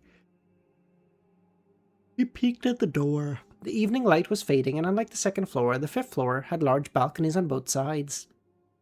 Seeing the corridor empty, Charlie breathed a sigh of relief. "You conned someone to buying a 1,000? You got two things wrong." Lumion grinned and handed the stack of 50 Vrildor notes to Charlie. "First, I didn't con just anyone." "Ooh," Charlie asked. "The Savoy mob." Hearing this, Charlie nearly dropped the banknotes. "Are you out of your fucking mind? They kill people. People go missing all the time." Lumion smirked and said, "Second, it wasn't a con." "What?" Lumion clarified. "They knew the necklace was a fake, but they still gave me 1,000. Impossible, Charlie thought. The mob might be ruthless, but they're not idiots. Why would they pay 1,000 for a fake necklace? Then a wild thought appeared across Charlie's mind. "You didn't steal the leadership from Savoy mob, did you?" Lumen smirked again. Relax, the Baron and I reached an agreement. Don't worry, there won't be any trouble in the future. So, you want the 50 or not? Considering his situation, Charlie took the 50 and muttered, "Thank you." Lumen nodded and went upon his way. "Did you join the mob?" Charlie asked. "That's right," Lumen said, waving his hands and not turning around. Akami, that's literally the next line. Can you tell me what music? Charlie opened his mouth to speak, but no words came out. He watched Lumen's silhouette vanish into the darkness outside and disappear into the shadowy staircase. Upon returning to room 207, Lumen's fresh out of his disguise and ready to hunt for a tasty meal, caught a familiar curse coming from the third floor. If you think that this money is easy, you can lie down and earn it yourself. Useless coward, a dickless wrench, all you do is bully women. Send your mother to me if you dare.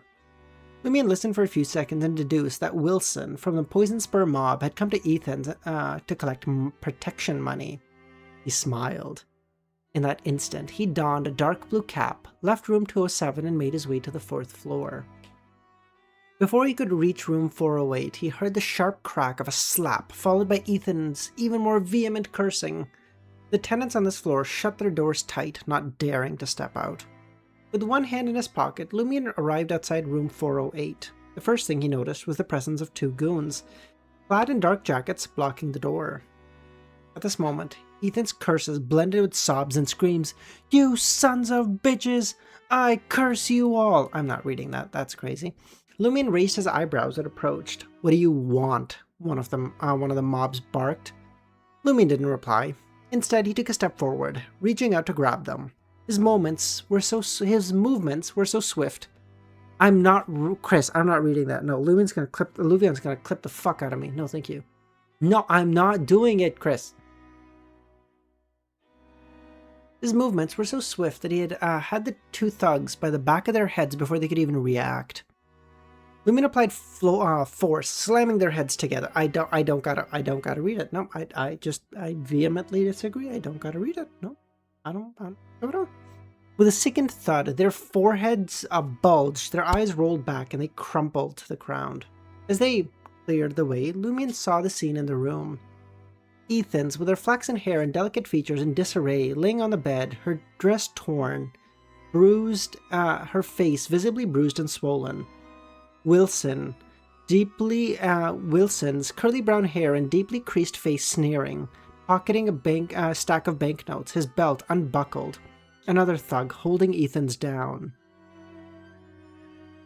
Sensing the disturbance, the Poison Spur mob boss reached for his belt and looked outside. There, he saw Lumen, casually wiping his hands as he stepped over his comrades.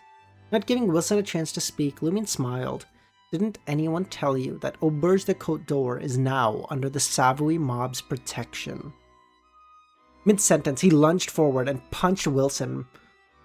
Wilson dodged quickly and buckled his belt. Simultaneously, his eyes narrowed as he locked onto Lumen. Lumen felt a wave of fear. Unbridled fear of an ordinary person facing a thug.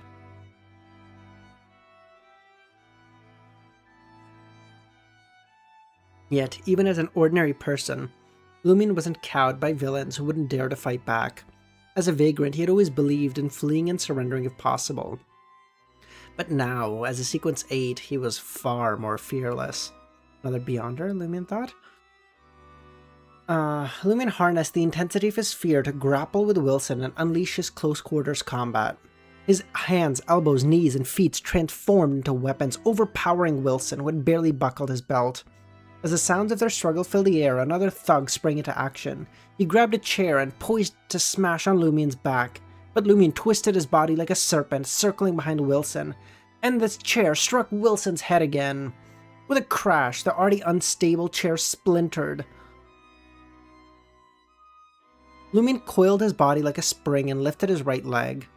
His heel struck the thug's lower abdomen with pinpoint accuracy, eliciting a muffled groan. The thug's eyes bulged as he clutched his crotch and crumpled to the ground. He writhed in pain but couldn't make a sound. As Lumien's right foot swung back, his arm lashed forward, whipping Wilson's chest. Unable to dodge, Wilson heard the sounds of his ribs cracking. Before he could recover, Lumien seized his arms and yanked him even closer. For a kiss. I'm sorry, I can't help it, okay, I'm sorry. A knee to the chest greeted him.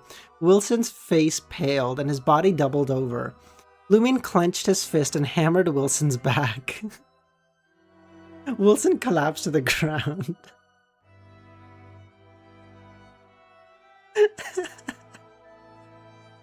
Lumien capitalized on the opportunity, pouncing on him. He pinned Wilson's arms behind his back and pressed his knees into his spine. I thought you were quite a tough guy. Turns out you couldn't even last 10 seconds. Based on his assessment, Wilson was only a sequence 9, a sequence that was more focused on combat, but he wasn't sure which pathway. Wilson, provoked and enraged, struggled with all his might but couldn't break free from Lumien. Lumien glanced at the dumbstruck Ethans and chuckled at Wilson and the incapacitated thugs. Go back and tell your bosses this is CL's turf. If you've got any business, feel free to look for our Savoy mob. You're a dead man! Wilson snarled. Wait, hold on. I have a guy that can do it way better than I can.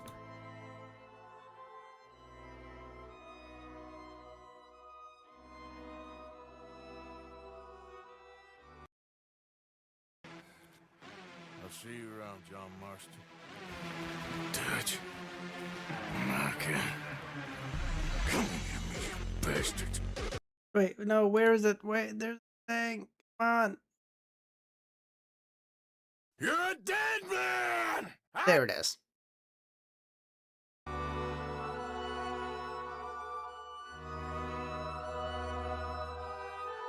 Lumien smirked, retorting, I'm not sure if I'll die, but you're the one dying now. You dare to kill me in front of witnesses, Wilson mocked. Lumien said nothing, tightened his grip, and with a sickening crack that echoed in the room, Wilson let out a spine-chilling scream, beads of cold sweat the size of beans breaking out on his forehead. His arm was broken. Lumien hoisted him up and leapt onto Ethan's wooden table and pushed open the window and dangled Wilson over the edge. Try guessing. You think I dare throw you down? Wilson stared at the cobblestone more than 10 meters below and recalled how resolute the other party had been when he said he'd break his arm. For a moment, he didn't dare answer, and just then... Oh shit, yeah, I forgot to lower it back after. Sorry.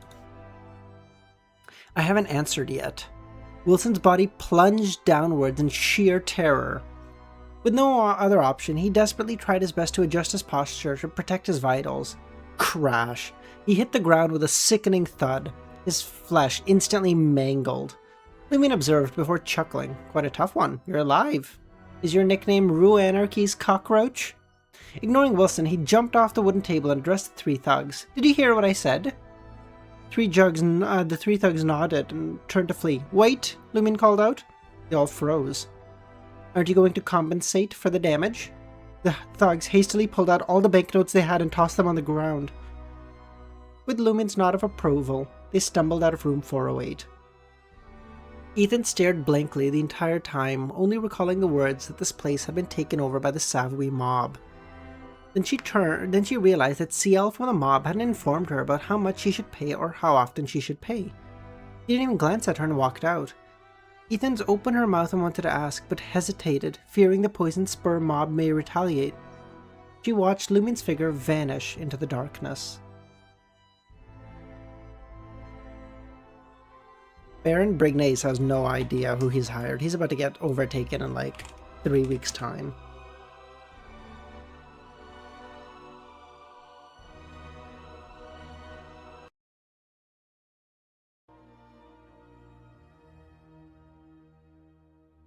Lumien had just returned to the 2nd floor when he spotted Charlie.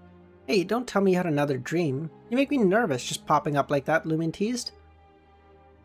Charlie glanced at him. Something happened on the 4th floor? You've got good ears. There was an incident. I tossed Wilson down the block. Huh? Which Wilson? The one from the mob who collects money? Yes. I see. You threw him down the block? From which floor? 4th floor. You're not joking, are you? If you don't believe me, take a look at the alley behind. The guy's like a fucking cockroach. He didn't even die.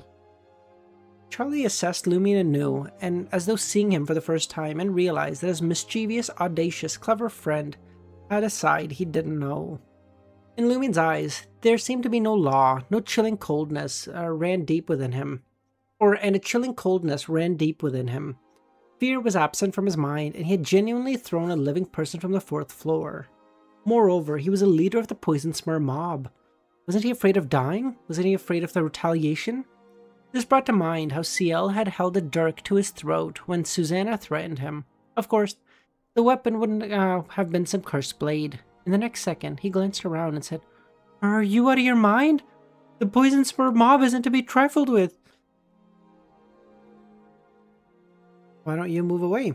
You should be safe if you leave the market district.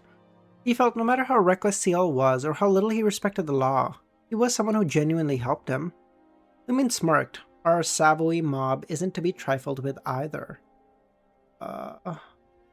Lumion opened the door and declared, "From now on, Auberge de Côte d'Or is Savoy mob's turf. I'll throw out anyone from the Poison Spur mob who shows up." Had the mob enlisted CL to handle Wilson? Charlie thought. Since the mob had instigated the confrontation, they surely had a plan to counter the Poison Spur mob's retaliation. A broke, jobless guy like him needn't worry. Lumion snapped the suitcase shut, concealing a few sets of clothes and Aurora's grimoire. He slid it under the bed and draped a blanket over it, and instructed Charlie, "If anyone comes looking for me, tell them I went to Salle de Balbry." Okay. Charlie watched as Lumion vanished, as he thought, what would happen to Miss Ethans? Would she be claimed by the Savoy mob? Or is there a chance for her to redeem herself? Dude, if he I know he's not going to, I know. But if he requests anything out of Miss Ethans, I've lost all respect for him immediately, okay? Avenue de Marche. Lumion perched at the bar counter, tapping his fingers. 1 glass of lover, a serving of mashed potatoes, veal slices and lard, and a pork sausage and a croissant. Lover referred to as sugar alcohol brewed from sugarcane syrup, served with syrup, ice, and water. Soon enough, Lumion sipped the amber-hued sweet alcohol. As he relished the delicacies and listened to the music from the dance floor, his body swayed rhythmically. Just then, one of Baron Brignace's gang members sidled beside him. "This is our 3rd encounter, right?" Lumion smiled. "What should I call you?" "Just call me Louis," the man replied. Another goddamn Louis. In Intis Republic, Louis was as common a name as Pierre and Guillaume. Louis watched Lumion take a bite of the croissant and offered, "If you're trying to build rapport, this one's on me." "It's your first time at Salle de Balbry?" "Okay." Louis ordered a syrup lemon soda alcohol and dubbed Demon and took a sip. "You live at Auberge de Côte d'Or, right?" "Yeah." "That's Poison Spur mob territory. You want to move to Rue de Bleu Blanche?" "No need. It's our turf now." "What?" "I tossed Wilson from the Poison Spur mob of the 4th floor. Auberge de Côte d'Or is now our turf." I need to report this to the Baron." "Who is this guy that's even more brutal and unhinged than the Baron?" "Okay." Lumion didn't care. Louis took a few steps back and whispered, "Louis dead?" "No." Lumion feigned regret. "What are you regretting?" Louis studied Lumion's face, wondering, did we gain a weapon or a goddamn problem? "Happy New Year's, bud. Okamine. Thanks, buddy." I'm like 99% sure that's Okamine. You're not on your regular account, but I'm like 99% sure. Avenue de Marche, Unit 126, inside Roger's 3-story building with a modest garden. As the injured Wilson was carried past him, Roger's icy blue eyes scanned the 3 trembling thugs as he demanded, "Who did this?" "Someone from the Savoy mob," a thug answered. "He called himself CL and said that Auberge de Côte d'Or is now their territory." CL. There's no CL among the top brass of the mob. How did he manage to thrash Wilson? It was worth noting that Wilson was a villain equivalent to a Sequence 9 Beyonder, a master of combat.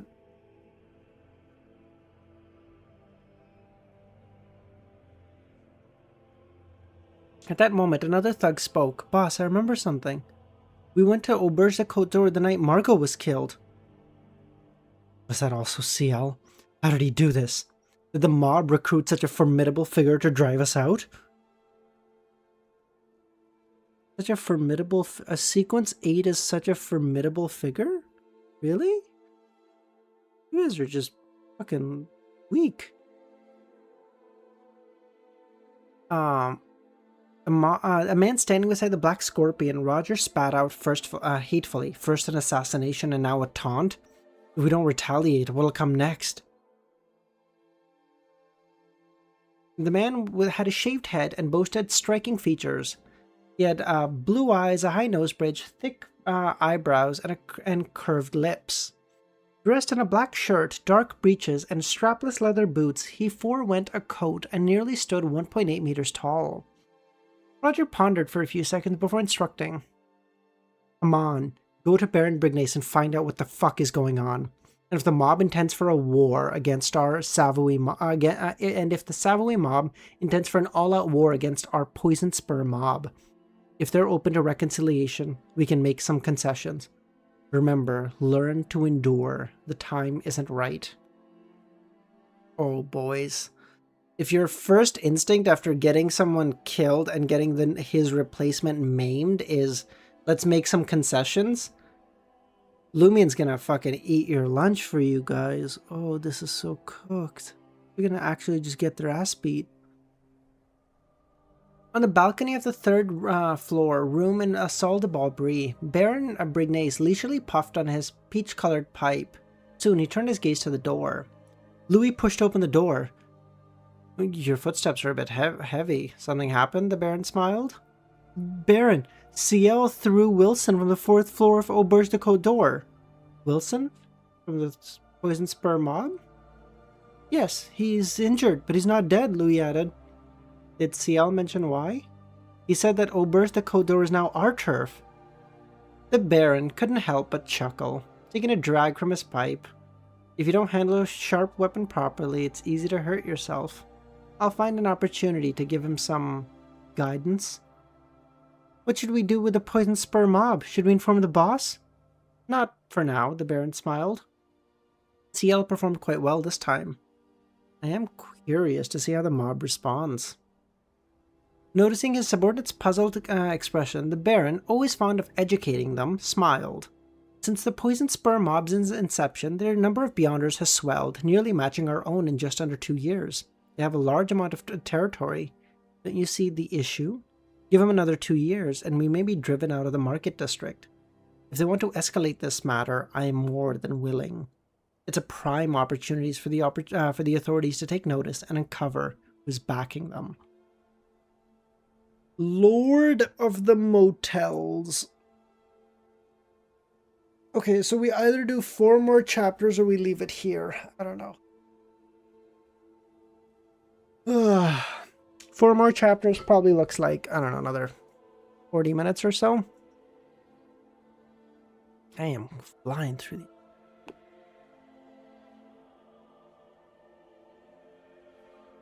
Four more? Alright, let's do we'll do a coin flip for it. We'll do a coin flip, okay? I got no horse in this race. But I would like 4 more. 4 more.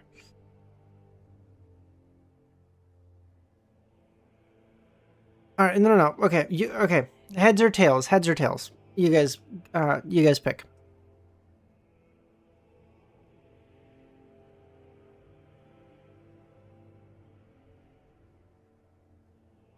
I don't know. Someone pick one. I don't care. Chris? Alright, heads. Heads. Okay, cool. Chris said it, so we'll go with that.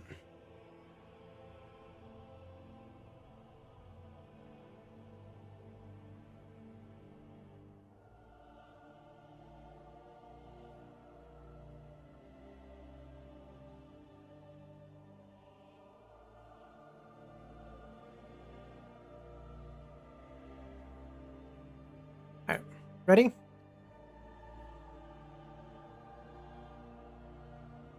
Four more? Fuck it.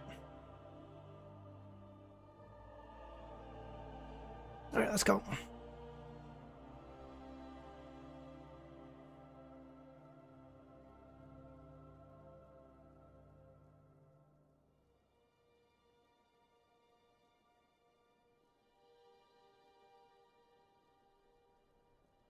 That is a dog shit title, by the way. Music change? Alright, sounds good, sounds good. At 10 p.m., while returning to Auberge de Côte d'Or, Louis, who was with the Baron earlier, guided Lumion from the main road, bathed in yellow light, to a side street, swallowed by darkness. Serving the neglected, broken street lamps, he remarked, "The Baron has cut a deal with the Poison Spur mob. From now on, Auberge de Côte d'Or is under the Savoy mob's control." Is the Poison Spur mob that easy to negotiate with? Lumion asked. What do you mean? Are you hoping the two fight? Louis immediately sensed that Ciel was a dangerous man. Sounds good, Kami. He was convinced that Ciel's nature and approach would bring trouble to the mob. The market district, already strained by the Poison Spur mob's rapid ascent, would become more chaotic. As a seasoned gang member, Louis believed in bullying ordinary people rather than resorting to violence and bloodshed. Life was precious, and he'd witnessed several comrades die in gang wars and police raids. Initially, their families were taken care of, but as time passed, their circumstances deteriorated. But if cornered, Louis wouldn't shy away. Every thug under Baron Brignace had climbed the ranks through street brawls and alley fights. You showed enough force to protect Auberge de Côte d'Or, and the mob doesn't want to escalate and draw police attention, so the Baron covered Wilson's medical expenses, and the matter was settled. Keep a low profile for now. If you catch the police's eye, you won't withstand an investigation. I don't care. I'll just find a hideout before the official Beyonders corner me. The mob can run, but they can't hide, Lumion muttered. Louis continued, "The Baron wants me to tell you that since you're staying at Auberge de Côte d'Or, it's your turf now. And for members who control their own turf, we don't usually provide daily allowances." What he implied was that the mob likely wouldn't give Lumion any more money than the initial 1,000. He'd have to find a way to generate income from his own turf. Okay. As they spoke, they stopped outside Auberge de Côte d'Or. Lumion gazed at the old, cream-colored building and was struck by a bizarre thought.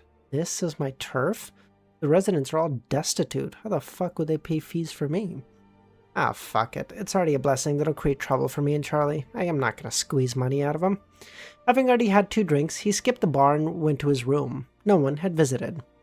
After parsing through Aurore's grimoire, Lumion recognized a familiar footfall, followed by a knock on the door. Charlie's face was flushed. "Can you believe it? I'm about to get a new job. I went to Rue de Bleu Blanche tonight and bought the waiters some drinks. They introduced me to a hotel manager who said they needed a few full-time attendants." If that manager learns you hooked up with a female guest at your last hotel, will he still consider you? Lumion thought. Charlie's smile froze. "You might still give me a chance, but that's not why I'm here. I wanted to ask, what do you plan to do with Miss Ethans?" What? Will you stop her from leaving Rue Anarchy? If you keep making her work, how much will she pay? How often? She's free to do what she wants. It's none of my business. I have plenty of ways to make money. "I knew it! Praise the sun and praise Saint Vieve," Charlie cheered. "I could tell from the moment I saw you at the bar you were a clever and capable gentleman." Trusting the judgment of the idiot instrument, Lumion jested. That was one factor, Charlie smiled. "I'll share the news with Miss Ethans." Music, Kami? After taking a few steps, Charlie halted and spun around. Will the mob be back? The Baron has brokered a deal with them. Auberge de Côte d'Or is now my turf. Oh, back to the last one?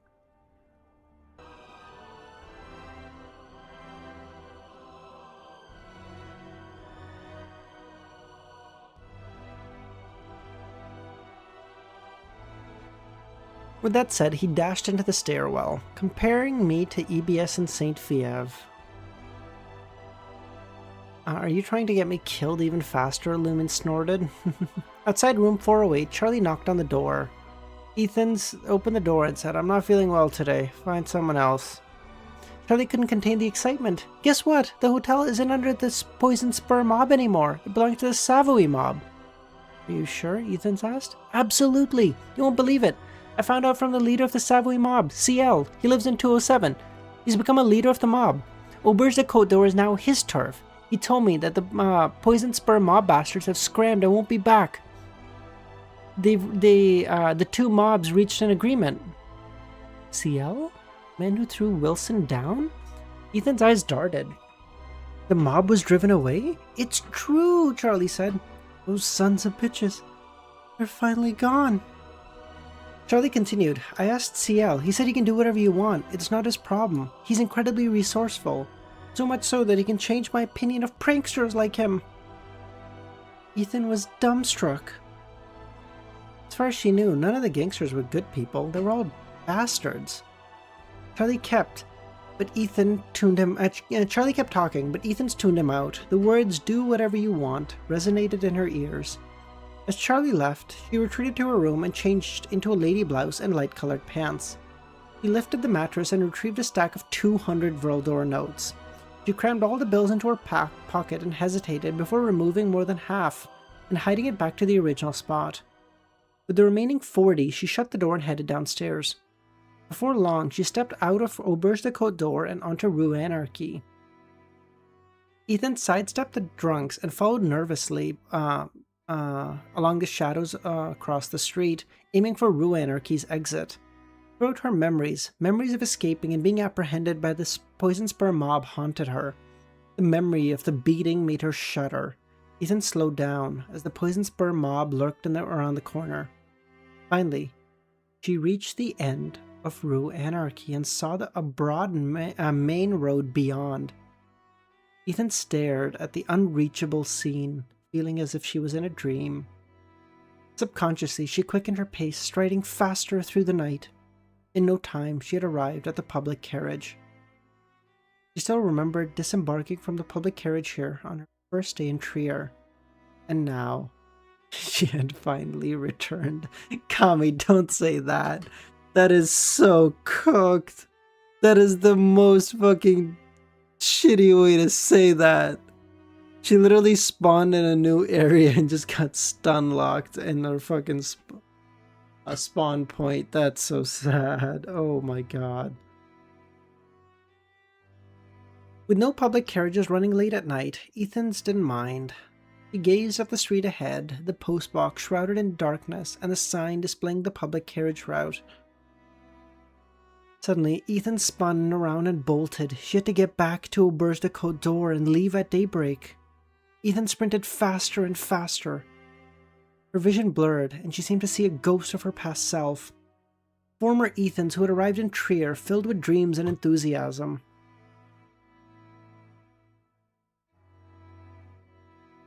Stood beneath the street lamp, gently beckoning. Room 207. Ethan's dabbed the corner of her eyes and knocked on the door. Lumen swung open the door and looked at her. "What can I do for you?" "Why are you helping me?" Ethan's asked. "Why should I help you?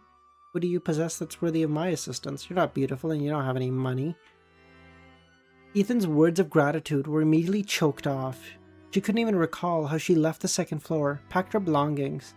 The entire experience left her surreal. Watching her vanish, Lumen snickered. "I'm not helping you. I just can't stand fate's cruel taunts. We're all victims of fate's ridicule, but I will defy it, even if I am not capable, until death puts an end to it all." In that moment, Lumion felt his potion digest a bit further. Although he was far from fully digesting it and needed time to work through, this indicated he had adapted to the potion, and his condition had stabilized. He could contemplate extracting the sealed power within and obtaining the Alms Monk boon. This is so cooked! He needs to half digest a potion, then he can get a second potion. Half digest that potion, he can take the next. He can finish digesting this, and then take another half a potion, redigest it, and then just this is so cooked. He's fucking. He's doing. He's getting too strong too fast. This is cooked. Judging by the name, it should compensate him for his lack of mystical techniques.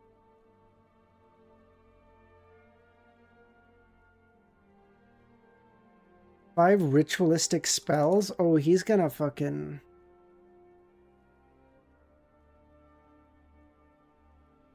Gonna get spells now? Oh my god. He's gonna be... He's gonna be a fighter type who also has mage abilities? Broken.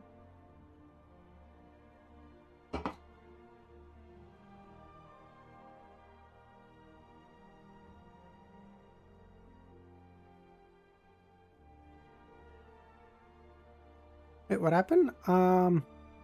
If this was the volume ending, she'd get overrun by the carrot.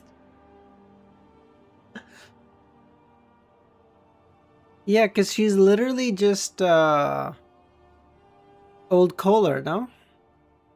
She's literally just the COI equivalent of old Kohler. Boy, she's... Watch this. At the end of the volume, we're gonna see her, like, living happily in some... I don't know, another part of Trier or some bullshit, and then a fucking nuke just explodes in the background, and it's like... cooked. Lumion wasn't eager to perform the ritual just yet. For one, he had been swamped all day and was far from his peak condition. He needed to rest, or at least wait until 6 a.m. Second, the ritual involved two hidden entities and a corruption that trapped a village in a time loop. If something went wrong, it wouldn't just be Auberge de Codor in jeopardy, but the entirety of Rue Anarchy. Thus, Lumion planned to head to the underground after daybreak. As for materials, he had already bought them from Cordoue. Rue Anarchy's nights were seldom peaceful, but Lumion managed to sleep well, practically dreamless, and woke up at 6 a.m. Rising slowly, he washed up and headed to a cafe on Rue de Blue Blanche. His breakfast consisted of plum pie, savarin, and a café au lait, with plenty of milk. Delicacies always lifted one's spirits, and the Auberge Côte d'Or was no longer under the poison spur mob's thumb. Lumion adjusted to his optimal state. With renewed purpose, he returned to room 207, intending to gather the necessary materials and carbide lamp for his venture into Trier's underground.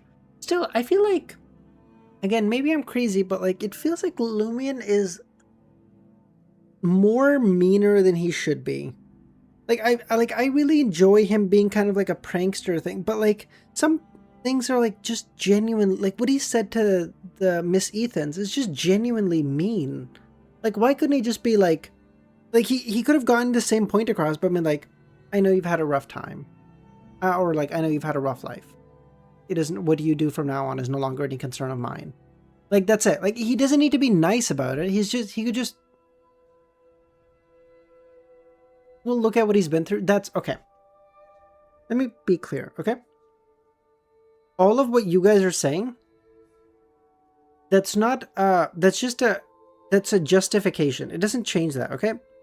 Like, you've been through bad shit. Guess what? We've all been through hard shit, brother. It doesn't justify you being a dickhead all the time, okay? I do not care.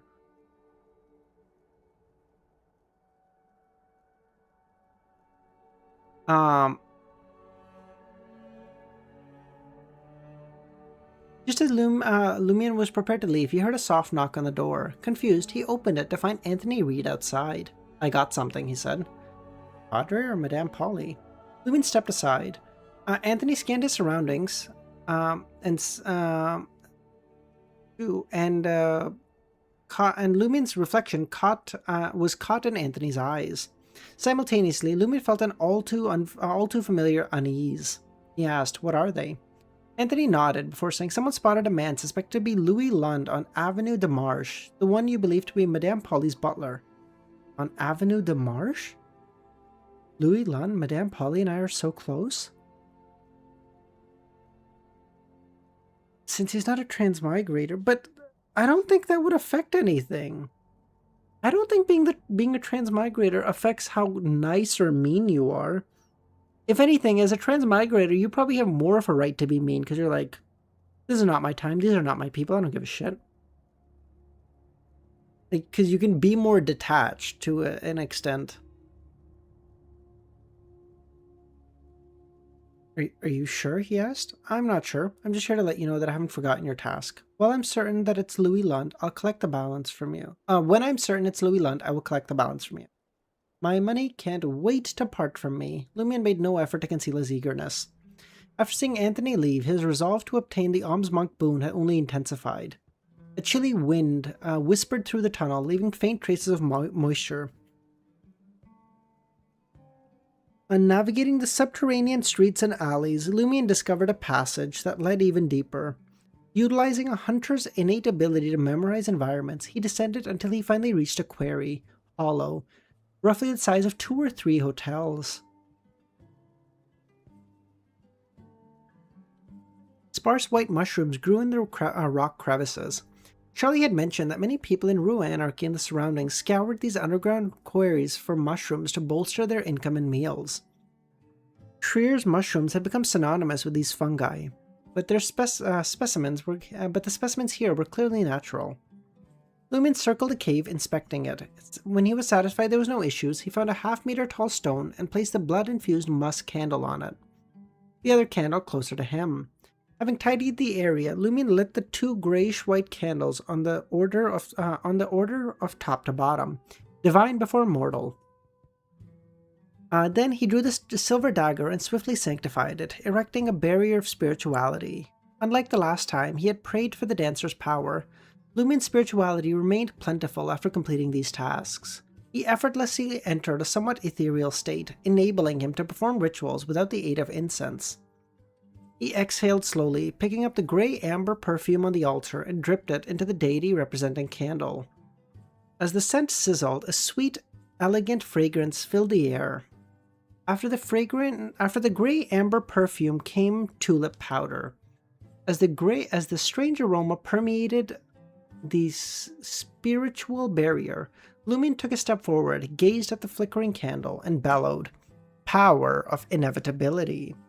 A howling gust swept through the chamber, causing the deity representing candle to quiver. It hung by a thread. In the dimming light, Lumion's left chest seared with pain. Lumion continued chanting. You are the past, the present, and the future. You are the cause, the effect, and the process. Within the spiritual barrier, an invisible wind turned pitch black as a faint grey fog filled the area.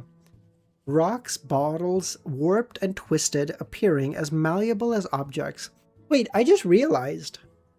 Lumion is technically the blessed of 2 great old ones, isn't he? Of like 2 above the sequences.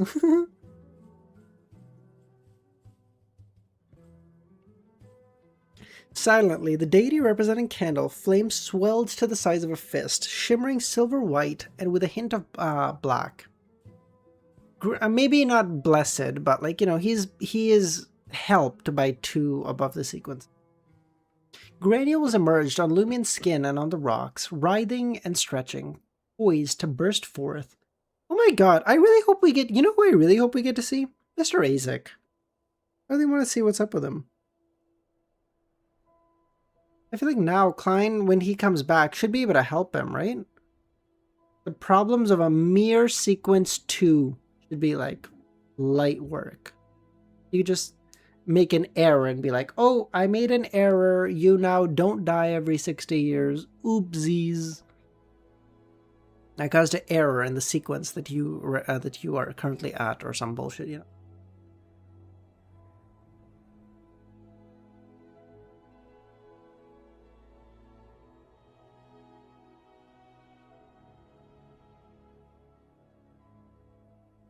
The terrifying sound filled his ears, drowning everything else out. His head spun, threatening to make him vomit. His thoughts wavered between disarray and chaos as he barely finished reciting. As Lumion spoke the words, the silver-black candle flame contracted into a beam of light that struck his chest. Silver-black, phantasmal liquid flowed out, enveloping Lumion's body. Lumion had already steeled himself for the onslaught, but in his uncontrollable frustration he felt a prickle pain erupting over his body, as piercing ravings seemed to saw through his skull. He collapsed, curling up and enduring the agony with gritted teeth. All he could do was struggle and maintain the boat of rationality amidst the tempestuous waves of pain. Throughout the ordeal, he was tempted several times to surrender to the malevolent thoughts gnawing at his heart. He longed to merge with pain, to escape the torture.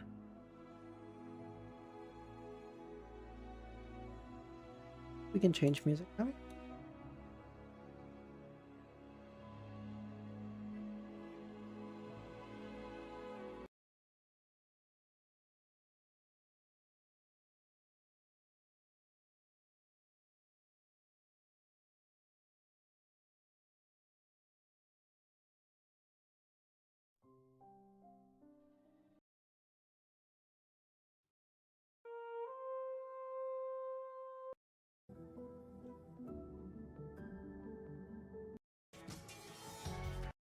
I'm trying to find a song from Expedition 33, but obviously I haven't played Expedition 33. That's not it.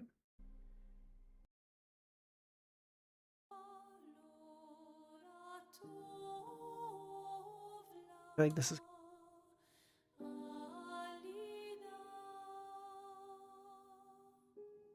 He collapsed, curling up and enduring the agony. All he could do was struggle to maintain the boat of rationality amidst the tempestuous waves of pain. Ultimately, Lumion felt as if his body and mind ceased to exist, leaving only a sense of rational spirituality behind. As the pain and ravings began to subside, he realized he had endured. Lumion lay motionless on the ground, not willing to move. After what felt like an eternity, he mustered enough strength to end the ritual and clean up. Having dealt with these matters, Lumion sat on the stone that served as the altar and scrutinized the changes within him. My tolerance for extreme temperatures has increased. I guess I won't need to buy clothes for summer and winter. Beyond this, Lumion had a new intuition, an intuition for luck. He could sense recent misfortunes of others. Good luck, bad luck, potentials for disaster, romantic opportunities, and so on. In other words, Lumion could detect that someone was experiencing bad luck, but had no way of knowing how unlucky they would be or how long their misfortunes would last.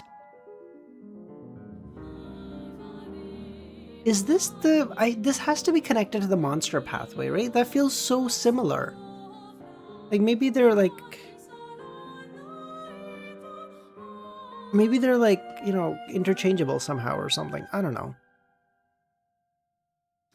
Truly worthy of a monk with the power of inevitability.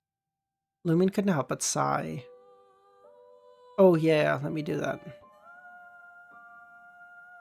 Although ignorant about divination, he wouldn't be able to fabricate the corresponding words when he could glimpse the rough strokes of someone's fortune.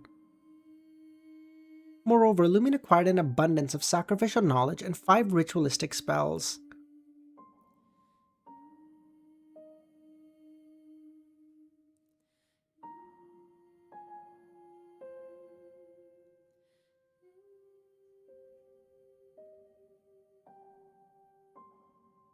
A fair point, Kami. It's a fair.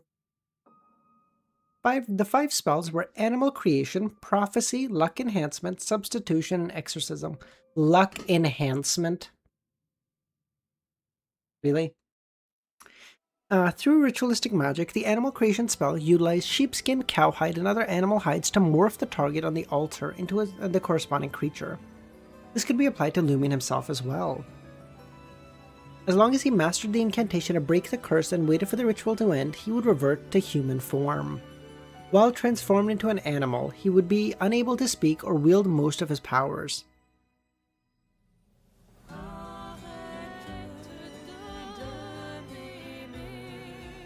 I'm reading French while French is being sung into my ears. Oh my god, this is like the worst New Year's imaginable. Holy fuck. The prophecy spell was entirely different from what Lumion had envisioned. The process involved gathering ingredients such as snake's venom and a sac from an eagle's nest. Using ritualistic magic, one could concoct an unusual concoction. Next, one had to find a corpse dead for less than 7 days and not yet cremated or purified. Pouring the concoction into the corpse's mouth would momentarily revive it, allowing the caster to ask 3 questions about the future. The luck enhancement spell employed ritualistic magic to create an object linked to one's misfortune, setting the object away and having others open, consume, step on it, or wear it. The caster could transform their bad luck to them, thus enhancing their own luck. Dude, that's so goated. So, like, you just have to be like, hey, Charles, I know you've been having a rough string of luck, man, so I got you a jacket. Here, wear it. You just walk around and you go, I'm going straight to the fucking casino, baby. Hey, Charles, you want to come to the casino with me, actually? You play on that side. I'm going to play here, but you play over there, okay? We're going to do great.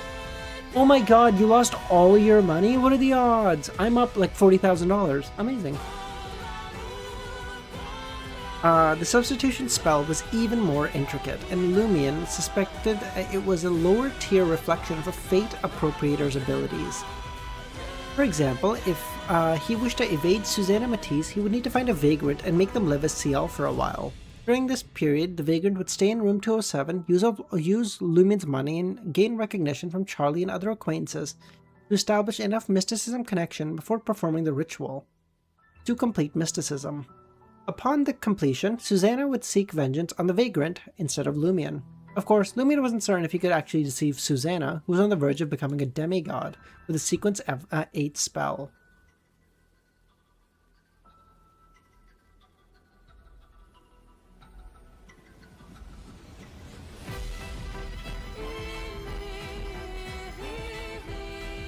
Oh, by the way, Kami, did you want me to read 151 or leave it at the end of 150?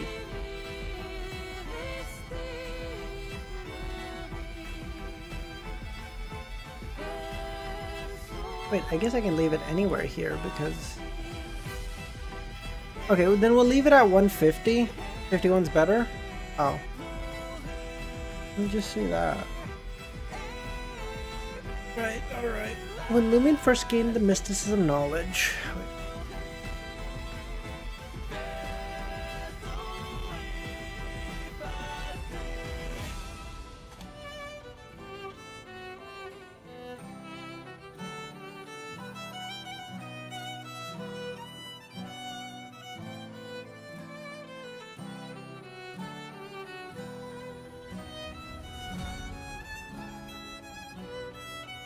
Please turn the music down a bit. Oh,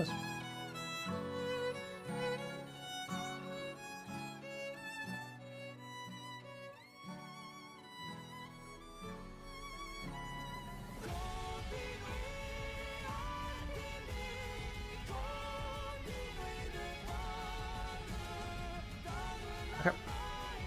When Lumion first gained the mysticism knowledge, he had placed high hopes on the exorcism spell. It appeared to be the perfect solution to deal with Susanna.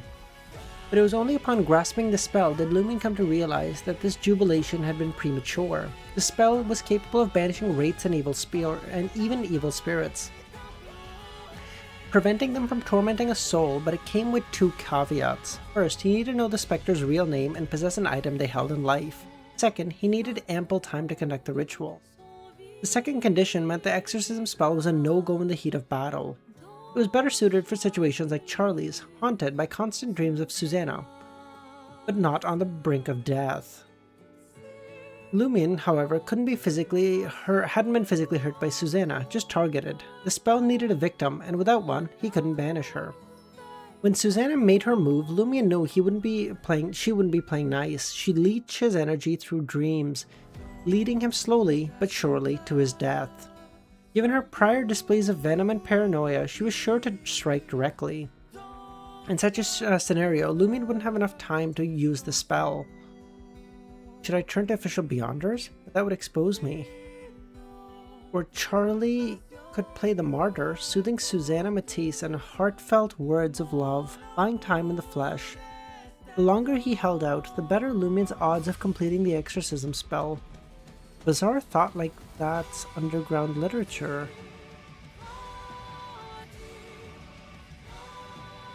I'm just thinking about it. Klein effectively became like a great old one with only like 10 people, maybe less even, knowing the truth about him. Even if you say like Leonard knew the truth, he knew he was a Beyonder and he knew he was part of the pillar, not Great Old One. Well, he is a Great Old One. Well, effectively. Like, come on. Like, every pillar is a Great Old One, but not every Great Old One is a pillar. Isn't that fair?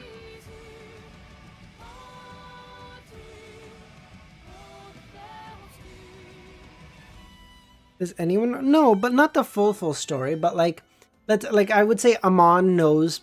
Like I would say, like I would count as like Amon knows. I would count obviously the Adam as knowing. I would count Azek as kind of also knowing. You can also say Leonard to an extent. You can say the goddess, obviously.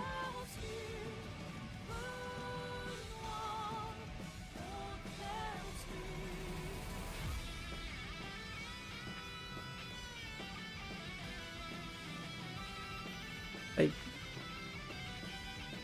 how many people know the truth about no even like 60% of the truth about the lad? Like, that's just not that many. He was just such a. I guess we can count Roselle, yeah.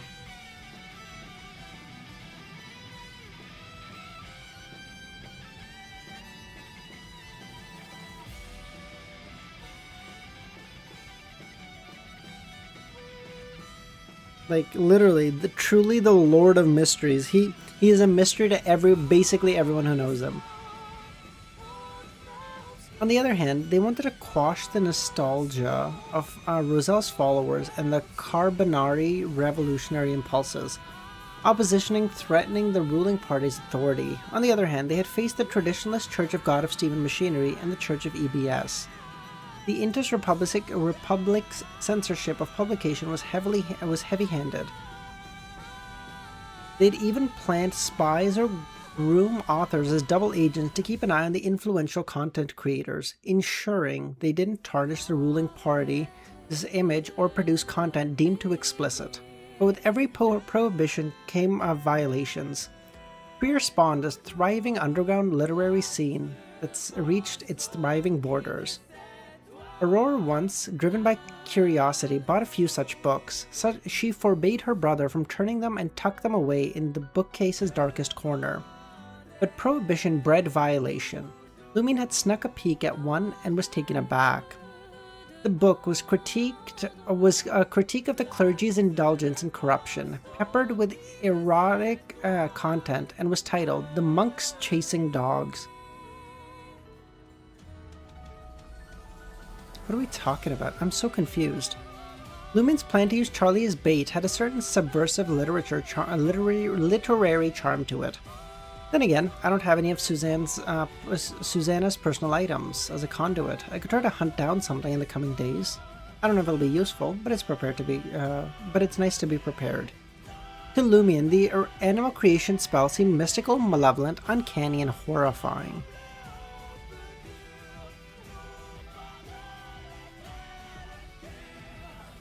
If utilized right, it could work wonders, turn captives into sheep, cows, and horses, and just walk away with them, or infiltrating places no human could in the form of a critter.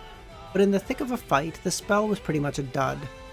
According to the mysticism wisdom bestowed upon Lumion, the invocation for the animal creation spell could be made to the hidden existence known as inevitability. Oh wait, this is what they did! The 3 sheep in Volume 1 was done by the animal creation spell. Okay. Existence known as inevitability, a host of honorific names unknown to him or even himself. Naturally, the prerequisite was ample spirituality and the corresponding rank. Also, the ritual's success rate and the spell's longevity were significantly lower than previous methods. The minimum requirement for this animal spell creation was a Sequence 7 contractee. The higher the rank, the better the chances of the spell working. Within the corruption sealed within, Lumion wasn't concerned about his rank. He was unsure, though, if his spirituality reserves could endure the consumption of the animal creation spell. This led Lumion to speculate that these 5 ritualistic spells could be simplified at higher ranks and deployed in real combat. For instance, he could simply drape an enemy in sheepskin and chant the preordained incantation and turn them into a sheep.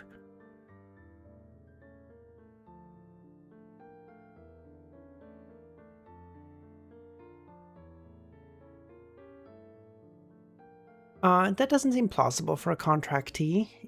A sequence 4 Circle Inhabitant is too lofty for such a rudimentary spell. Could a sequence 5 Fate Appropriator do such a thing? Or is it a sequence 6, but I don't know the name of it. As for the Luck Enhancement spell, he felt he could only assist others at present, not himself. His destiny was deeply intertwined with the corruption sealed within him, and the great existence behind the seal. Unless he prayed to the power of inevitability, altering his luck was a non-starter. What? The substitution spell was just too convoluted. It would disrupt Lumin's routine and other tasks. He wouldn't consider it. Compared to that, the prophecy spell seemed like a piece of cake. Lumin had already decided to gather intel and find a suitable corpse. By inquiring about Charlie's future, he could estimate when Susanna Matisse would strike next and locate Madame Polly and the others by delving into Louis's destiny.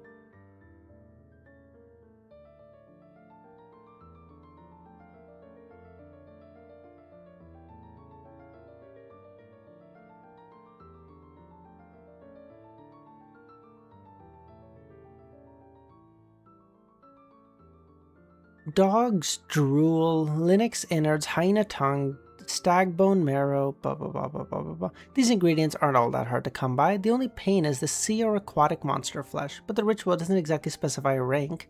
Even the feeblest aquatic monster still counts as an aquatic monster. Just affects the impact, right? Lumin readied himself to leave the quarry cave and head back to Auberge de Côte d'Or. Just as he rose to his feet, a sudden furrow creased his brow. A faint voice reached his ears.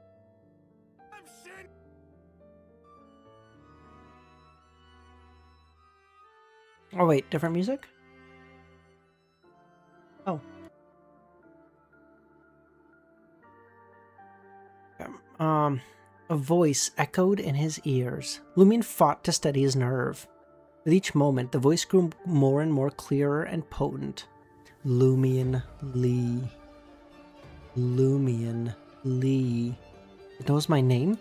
Lumin swept the area with his lamp, yet found no figure, nothing out of the ordinary. Lumion Lee. Lumion Lee. The voice reverberated as if emanating from the very core of his being, muffled by his flesh, organs, and bones. Inside my body? The thought struck Lumion the moment he made the realization. He asked, "Who are you?" "I am the angel of the Lord. Termi Boris." "Lord? Which Lord?" Lumin's eyes narrowed. He suspected the entity communicating was the corruption entombed within. After receiving the Om's monk blessing and nearing the entity of inevitability, he had managed to transmit a voice devoid of corruption. The spectral voice echoing in Lumin's ears intoned.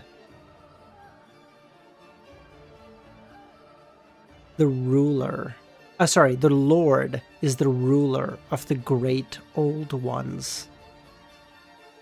The essence above the sequences.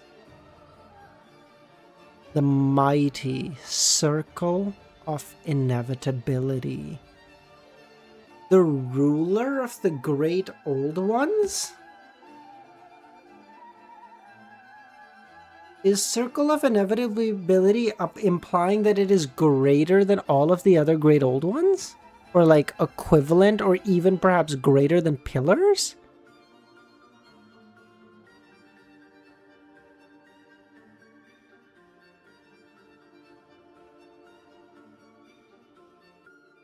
There's a guy named God Almighty.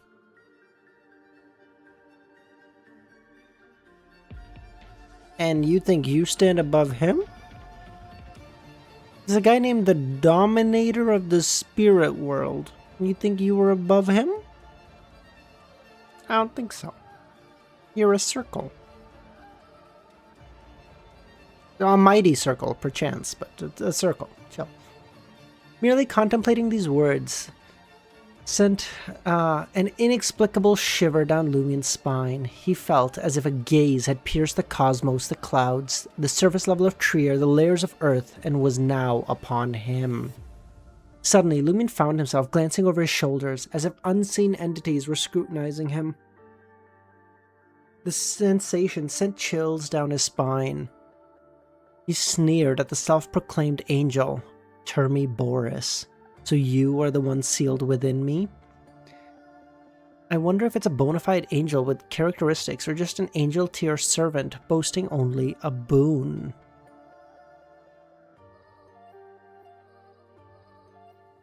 The insolence seemed to digest Lumien's potion further along. What the fuck? The undeterred by Lumien's provocation, Termi Boris continued, "Follow my instructions, break my seal, and I will aid you in resurrecting Aurora Lee." Termi Boris, Aura Boris, yeah, they could be brothers. You should be well. I am the angel of time as well. That would also kind of make sense.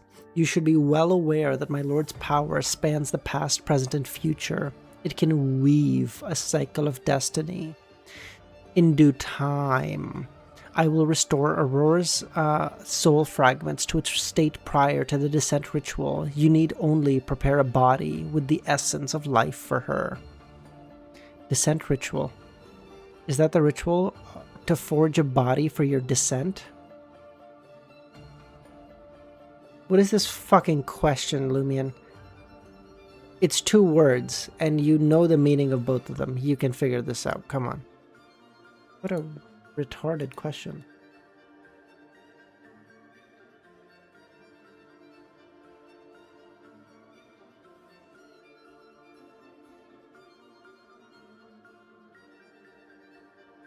Two things. He said above the sequences, that's enough to corrupt non-angels. True. Remember when when Celestial Worthy looked at Klein? And Klein looked at them, they all ran except Amgod. When you say looked at them, what does that mean? I don't get that. Sorry. Termi Boris, his voice resonated. Yes. A snort of laughter broke from Lumien. So you, Aurora, and the entire village were snuffed out just because you could set... and the entire village were snuffed out just so you could set foot on this soil? Why the fuck should I help you shatter your shackles? If you morphed into an angel with a boon, I could have swiped your abilities over and over with the ritual I just performed. Under the watchful eyes of a mighty existence, until, of course, I took bask in the angelic status of the inevitability pathway, and then I could breathe back into Aurora and restore life to everyone in the pre-Cordu destruction area. How pathetic would you look then? Oh, you're right, Dr. Z. Oh, yes. I do remember this. Okay, yeah. When he finally looked up and everyone went, "Shit, brother, I don't want that smoke. Never mind. I know you were goated like that. Yeah, I do. Yeah." But what does that have to do with right now? The first part I get, above the sequence corruption and stuff. What is the second part? If you hold the right characteristic, I can bide my time until I ascend as an angel of the hunter pathway. Seize power on par with your abilities, and once my army is vast enough, I will crush you, subjugate you, and make you resurrect a roar. Fuck, I might even be able to do it myself. I never had the hots for the inevitability power. But now that I know the ritual was meant for you, I'm salivating at the thought of siphoning all your might and pride. The more Lumien rambled, the higher his adrenaline spiked. His potion digestion seemed to proceed a bit further. I have encountered my fair share of Beyonders in the cosmos. I have seen legions of races graced by the Lord's touch. Most cannot cross the threshold into divinity because that one extra step would obliterate their physical and mental existence. He ran when M-God stays? Yeah, maybe, but I mean, COI also wasn't in that list, so maybe he just didn't run. No, he did. He was on that list. Oh, he ran. Oh, this guy's a fucking propaganda artist. Oh, never mind.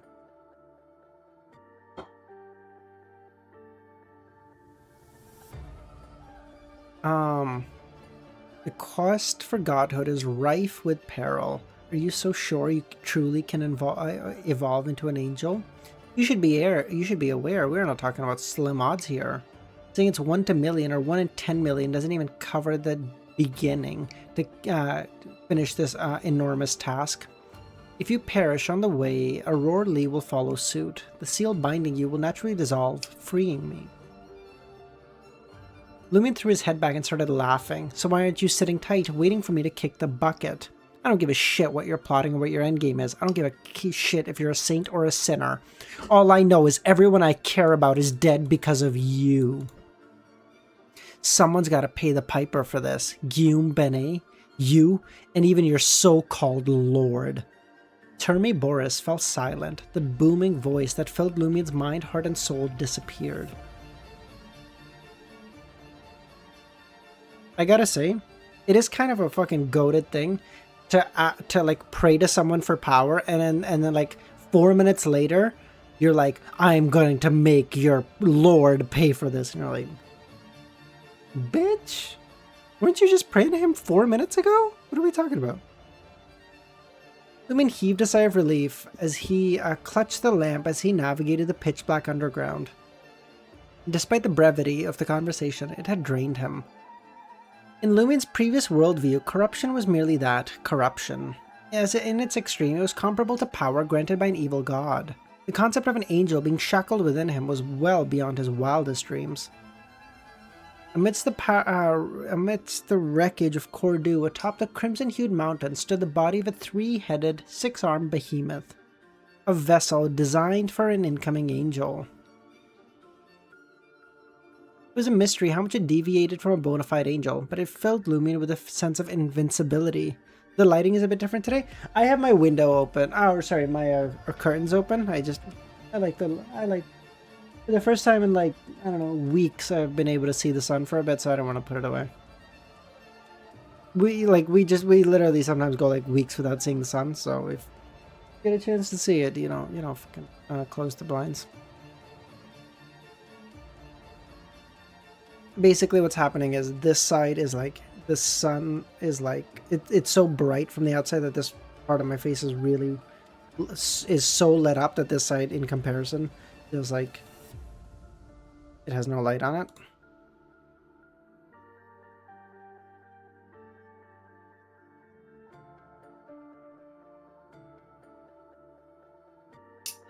Some moments later, the hurried footfalls of 3 people echoed in the adjacent tunnel. Underground Trier is a hive of activity, Lumion thought. And this interrupted him attempting to collect his thoughts. Given that the corruption inside him was a living entity, the angel of the inevitability domain, why had his pleas for a boon been successful? Termi Boris wasn't just raw power lacking consciousness. Responding automatically to the correct ritual, he could deny granting boons. Could it be that his imprisonment is so severe that he can't even choose to resist the ritual? Lumion finally understood why Termi Boris was so desperate to flee. According to Miss Magician, every boon he granted, Termi Boris would weaken marginally, and the corruption would dwindle. Simultaneously, the seal imposed by the Great Existence wouldn't slacken. As Termi Boris' powers faded, he would be shackled to the brink of extinction. Eventually, even his consciousness may be expunged. Lumion studied himself and thought, great old ones, above the sequences. He said great old ones and above the sequences. Lumion's head pounded as if something was attempting to burrow out of his skull the instant he thought about this. He stopped. Merely possessing knowledge of such things can afflict such harm? Had I not been safeguarded by the seal of the Great Existence, I'd be dead. I was contemplating exploiting Termi Boris's desperation to escape, to bleed him dry by compelling him to respond to the ritual magic, thereby boosting the likelihood of success, but it seems the angel has plenty of tricks up his sleeve. I need to tread carefully, or I can tap into Termi Boris. I must have Madam Magician verify my plans. On this front, Lumion doubted that the vice president of the curly-haired baboon research society, Hela, would offer any viable advice. Only Miss Magician, who could effortlessly slip in and out of the time loop, and could easily tackle the colossus atop the Crimson Mountain, was worthy of this trust. Lost in the whirlwind of thought, lamp in hand, Lumion navigated his way to the level marked by a street name. He attempted to shout in a hushed voice, "Termy Boris!" but no answer came. Lumion was aware. Lumion intended to inquire whether the angel imprisoned with him was aware of the events in Cordu. It seemed Termy Boris was, after a thoughtful examination, he concluded Termy Boris was likely in the loop. Do you want to change anything to it? I'd like to change everything to it. I would like to ideally just get rid of this, okay? Tommy? I don't like it. He's not starting to see the greatness of anything. There's no greatness in Miss Magician. His provoker potion had undergone further digestion. Would inciting a superior entity expedite the digestion of the process? A high-ranking entity within the inevitability domain. In a way, it's a tip of fate. It aligns with the principles, kind of. Were it not for Termy Boris's silence,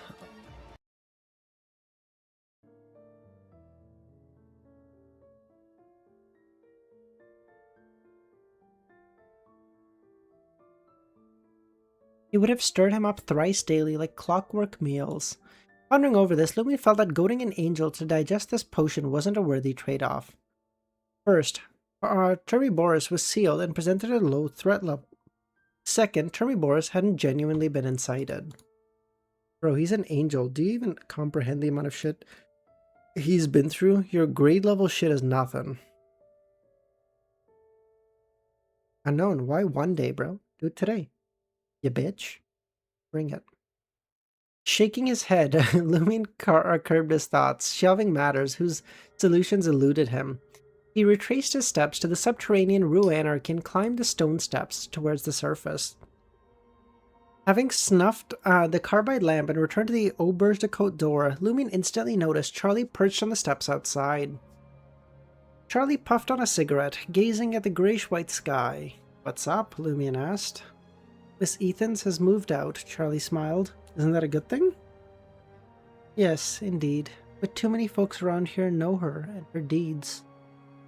Lumion clicked his tongue and rose, approaching the whiskey sour vendor. "Half a liter of apple whiskey sour." "Got it," the vendor said.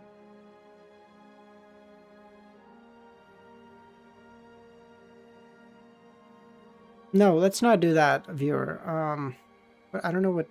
I don't even know what that means, but I don't think I'd like it.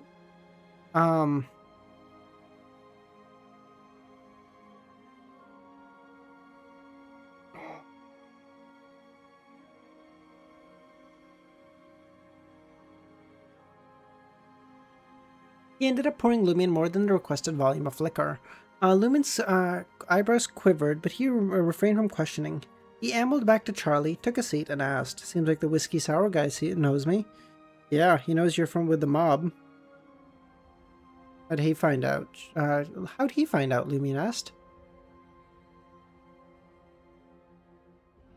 "After breaking the news to Miss Ethans last night, I hit the underground bar for a drink and mentioned your induction into the mob and your takeover." A vivid image flashed through Lumion's mind. Charlie, beer in hand, standing on a table. "Ladies and gentlemen, lend me your ears. You will not believe the bombshell that dropped at the motel today. CL, our resident from room 207, is now calling the shots for the Savoy mob and has the poison spur mob packing." With a drawn-out sigh, Lumion turned to Charlie and quipped, "You're just worried the police won't come knocking at my door, aren't you?"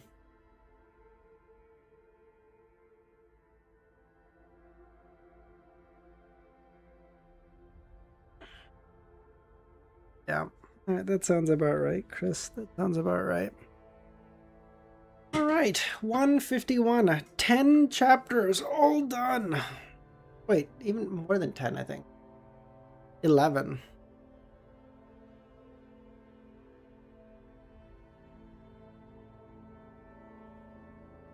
The currency of... Oh, I see.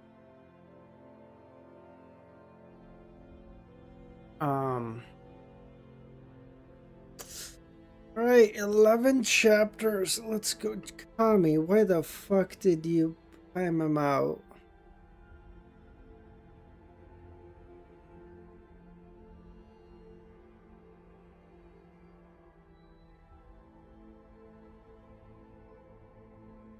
Good beginning for 2026, yeah.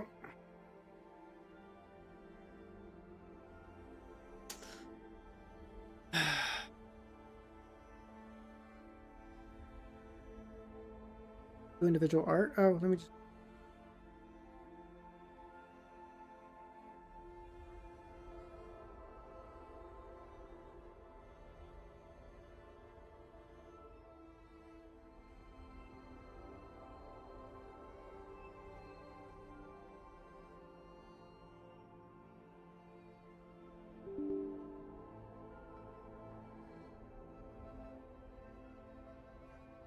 First stream of the year?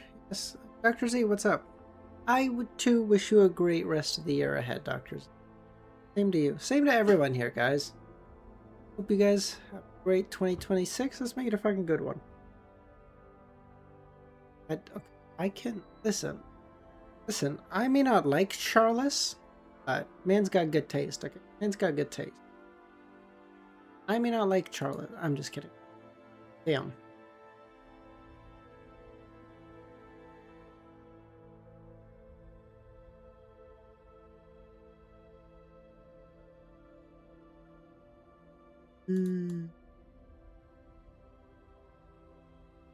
GTA 6 drops this year, hopefully. True. Luviad, what did you do? Okay. I specifically didn't say it for this reason, damn you.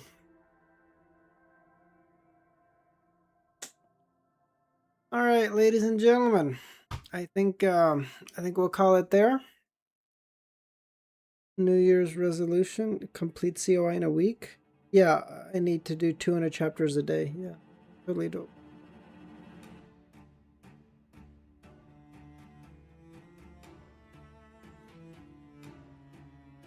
Alright, that's it. You can bet. No, it's releasing this year. It's releasing this year. Oh, you can bet on it not. Oh, I see. So that it does. I see what you mean. Okay.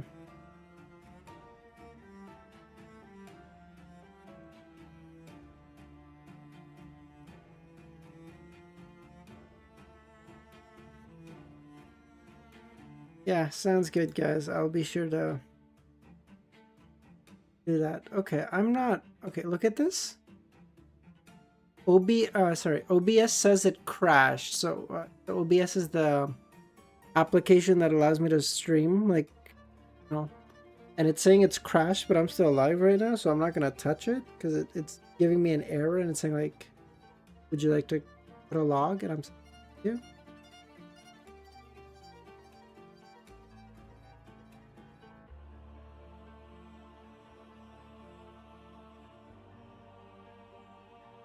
Okay, all right, guys, for real, we'll end stream there. Thank you everyone for coming.